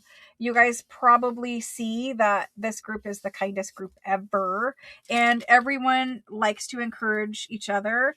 In our group, no post goes without any comments, unless it's my post. Sometimes you guys don't comment on mine, but it's because you see it every Tuesday and Thursday. But I'm just saying there should be no posts in the group that don't have at least one kind, and hopefully many, many kind comments on it. Even if it's not your style or something somebody made, you don't quite get or whatever.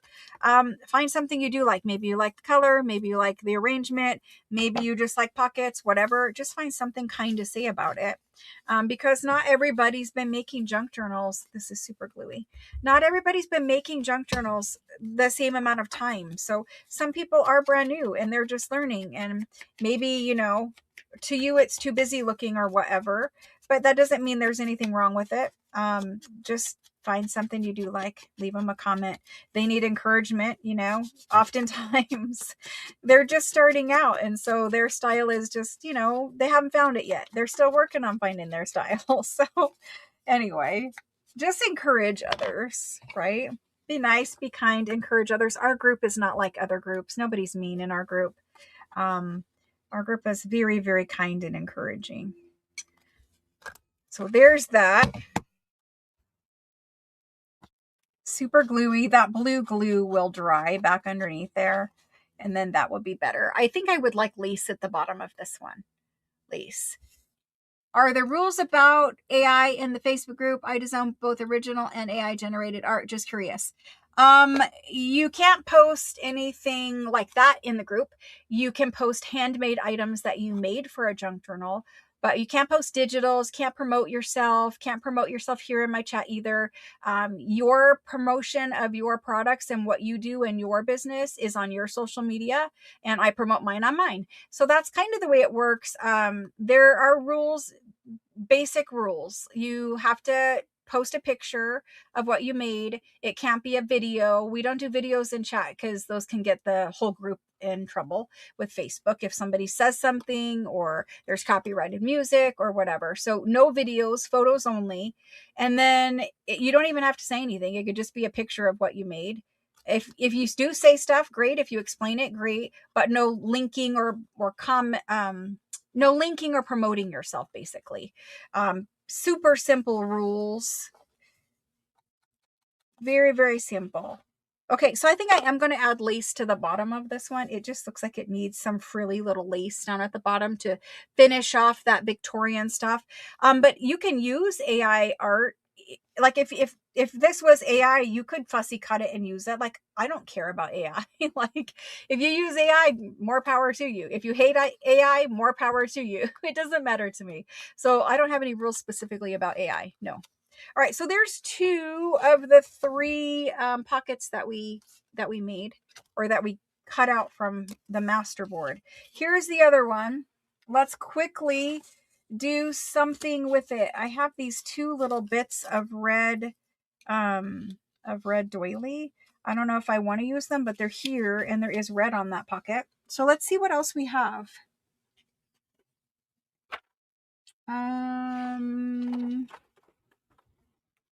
I have another red rose, but I don't want to put a flower on there. This is going to be a pocket. So I'm going to need to find an image. I want to try something, and hopefully you guys aren't mad, but I'm going to try something with this element right here. And I don't want all my pockets to be Valentine either. So maybe this is like in a different journal or something, but I want to see, can I get away with this red and pink and this forget-me-not blue? Possibly. I don't want to chop his head off either. Maybe I'll save this for a different element. I need to find a focal point for this one. Need to find a focal point. Let's see what we have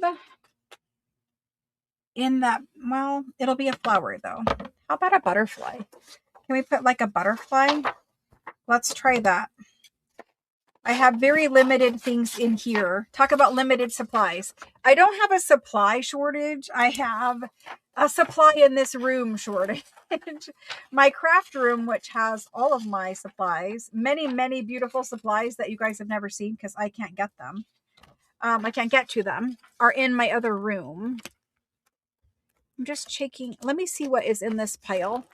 Here is a pile that was in my rolling tote craft bag.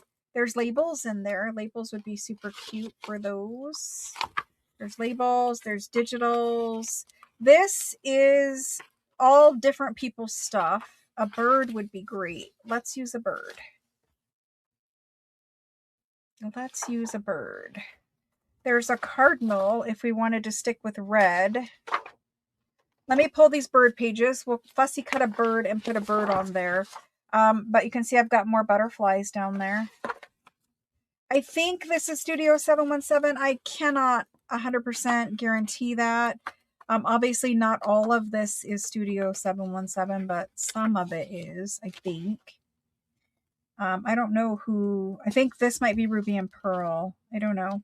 But she also has a big butterfly that maybe could go on that pocket. I mean, it'd be big, but maybe. There's a different one. Maybe that one. I'm just going to pull random papers from this pile. Again, these are different people's digitals and all kinds of other things that at one point in time I was probably working with. Let's use these. These might be Rachel Roxy Creations, but there's pink birds in there. There's one with some red on it. Okay, so I have enough birds. Let's play with birds. Let's play with birds. And this one. And there's that one too. Anyway, so a pile of digitals, a great way to find a quick focal point. Let's do it. Okay, this is the pocket we're trying to decorate.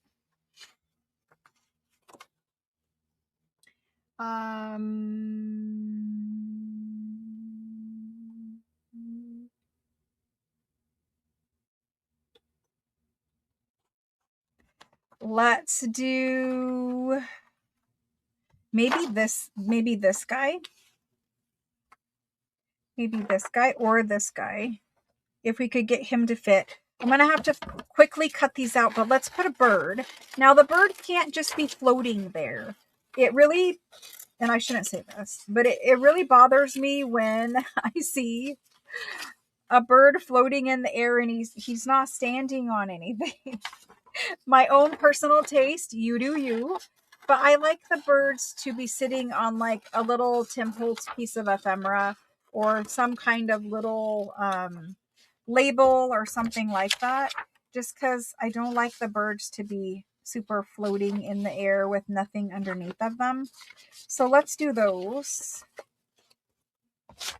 Again, I don't know exactly where these birds came from, but they came from somewhere. So on Etsy, they came from somewhere. I think I want him, but he might blend in too much. And I think this one is the right one. So let's do that one. Let me see your comments. Does anybody have a question or comment, something I need to address? Anybody? If you have something that you want me to see or read specifically, you're trying to get my attention, you have a question, something like that, put in all caps and I'll see it and I'll look right now. I generally try to read it while I'm trying to fussy cut. Sometimes that works out and sometimes I cut the heads off of things because I'm not looking. When you're finished, would you please lay out all the ephemera you created during the live today so we could take a screenshot for reference later? Sure, I can do that. I'll also post it in the Facebook group. Yeah, the ephemera will get posted. What we did in each class will get posted in the Facebook group as well as Instagram. But yes, I will definitely do that for you too. I generally show you guys up close, but I didn't really think about laying it out so you guys could take a screenshot. I will do it for sure. All right, these little bird feathers are getting me. I've got to read and look at these little bird feathers and little bird feet. Sometimes if they're super claw, like their claws are like too much for me, I will cover their little claws up with a label. Just weird. I don't know. Some of them are more like Halloween claws to me. So I'll cover those with a label, but we'll see. We'll see how his look. He'll be fine on there. Yeah, he'll be beautiful on there, actually. Now, he needs a little something. The first thing I'm going to do is I'm going to ink him quick. So we've got 3 pockets and 2 large tags done out of this masterboard so far. And I hope that if you've never made a masterboard that I really inspired you to make one.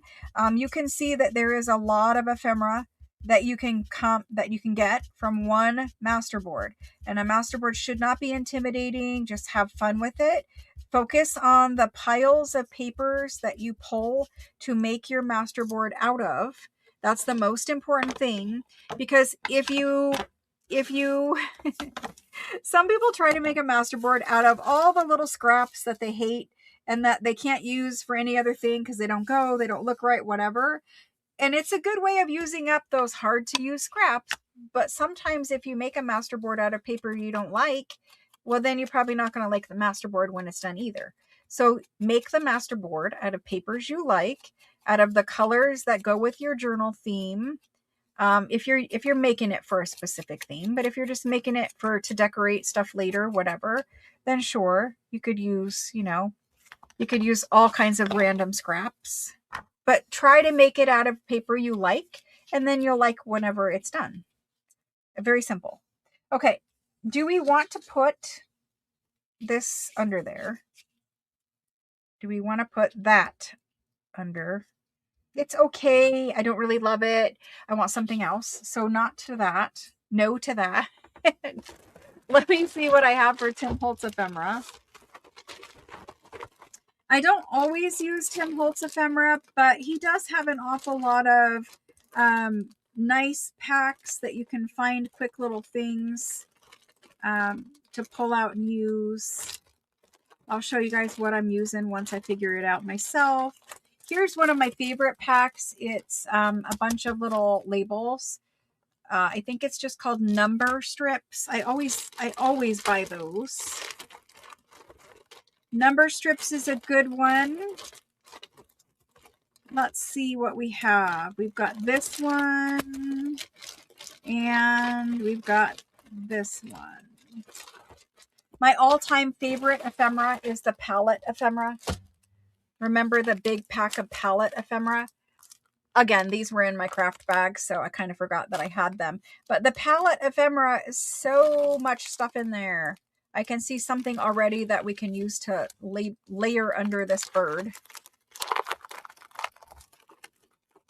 Right here in the front, there is a heart playing card. And I could poke just some of the hearts. Just some of the hearts there where he could stand on it. That would be acceptable. Once it's inked, you will see it more. Let me see what else there is. There's some little green tickets if we wanted more green. Let me see what else is in here quick. A label. I don't want to dump the whole thing out because it'll take me just as long to put it all back in there as it will to find something. So I'm just digging through it this way and we find what we find. There's a bunch of little elements. There are some roses in here. I just saw some. Anyway, I think we're gonna use one of those. So let's just leave that in there. I don't make a lot of Tim Holtz style things, but I do use his elements. I do use his elements in a lot of the other projects I make. I like the heart card the best. You could see where you could put some tickets under there. That's okay. It brings in some green. The green is nice. It matches. It's really between those two elements for me. Do we want to vote? You guys want to vote for bird rules? Do you want to vote for the green tickets at the bottom where he will have to stand kind of on the green tickets? Those are okay. Obviously, I will have to trim them down. But green tickets, they're okay. Or he can be standing kind of on or have this little heart card under there. Obviously, the heart card goes more with our theme. And once it's inked around, it will stand out more. Vote now or forever hold your peace. Hearts or green?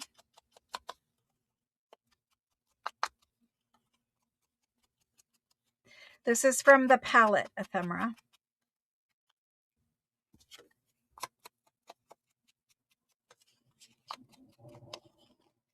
Green. Flip ticket, cute one. Or cut one. Heart card, heart, green. It's about even. Okay, so I've inked them so that I could see them better. That's kind of what green tickets look like. I know my thumb is in the way each time, but you're going to have to imagine.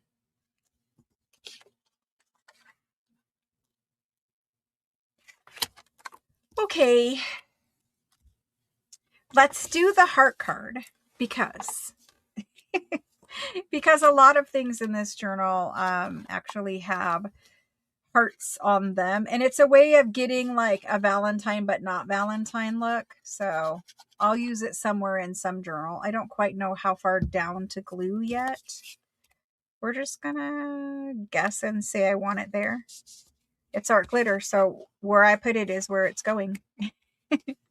We do need to add more glue at the bottom down here. There we go. There's that. Now let's glue our bird. Now you probably should just use glue stick, but I had art glitter in my hand, so I thought about it. His little feet are going to need art glitter. All right. And hopefully I've convinced you all to use parchment paper as glue page, because I've been using it this whole time. I didn't have to go get a book and tear out pages and fold them and do all this flipping and whatever. No, you don't have to do that. You just have fun and forget that you have a gluey parchment paper next to you. I don't want that heart exactly where I put it, but it's too late now. So you could slide him over maybe. And now he's going to need a green ticket. Yeah, we're going to layer both. We put the hearts back there so we have color. Love it. Let's cut this. Let's get a green ticket. We can repurpose that later in something else. Let's get one green ticket. See how we like one. And then we might need the other two if we don't like just one. But there's that. Yes, perfect. Love it. Is that what you guys voted for? Did you guys vote for both of these?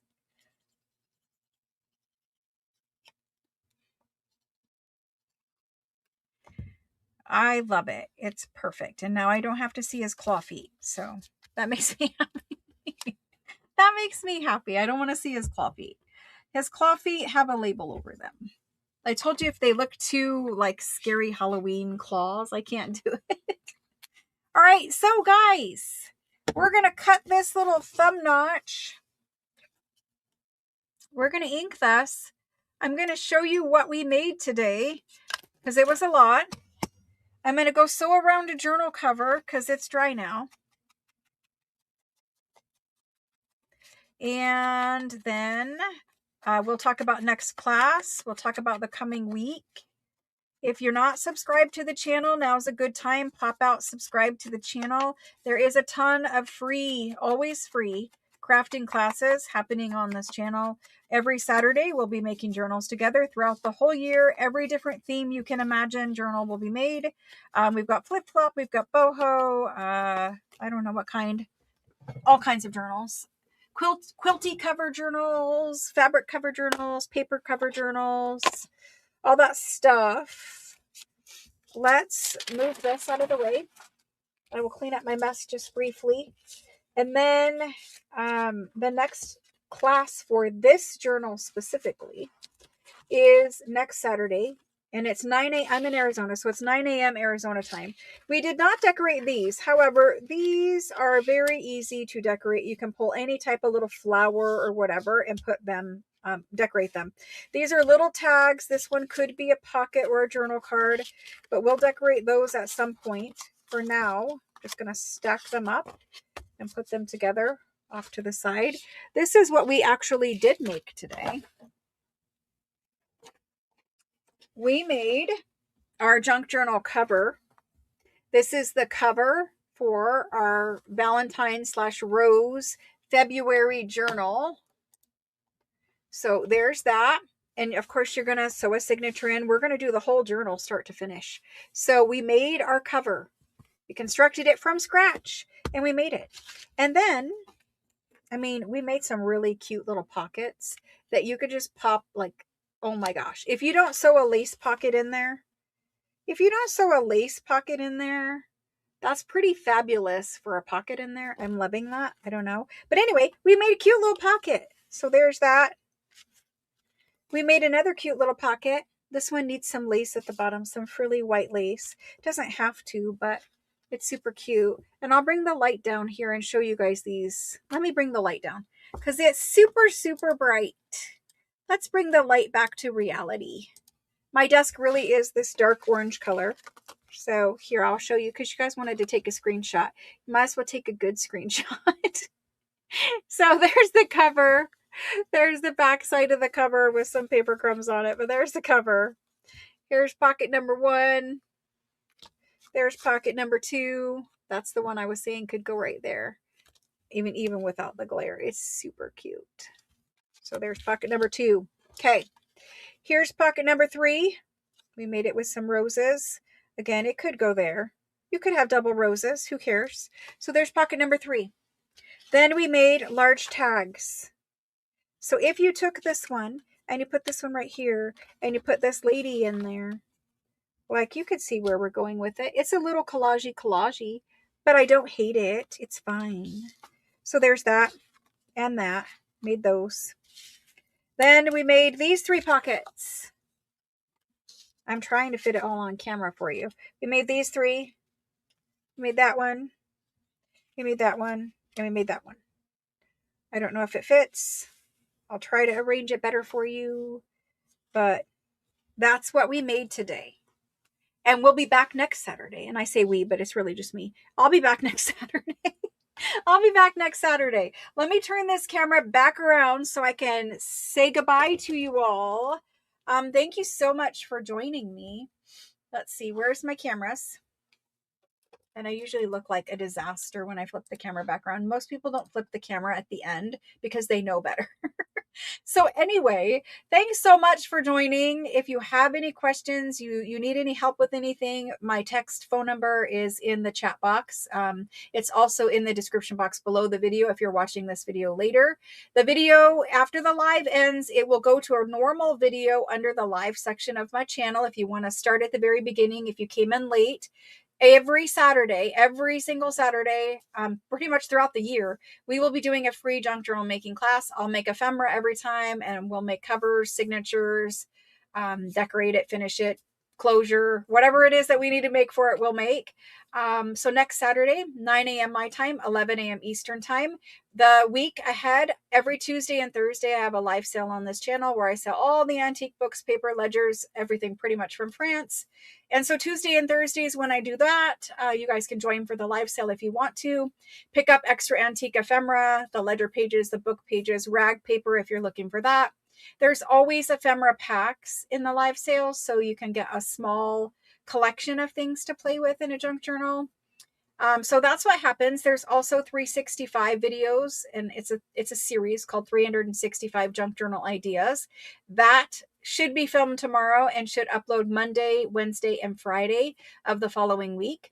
So there's more ephemera to be made in those videos. Also, whole big bunches of things happen here. Thank you guys so much for hanging out with me. I hope that you guys have a good rest of your weekend.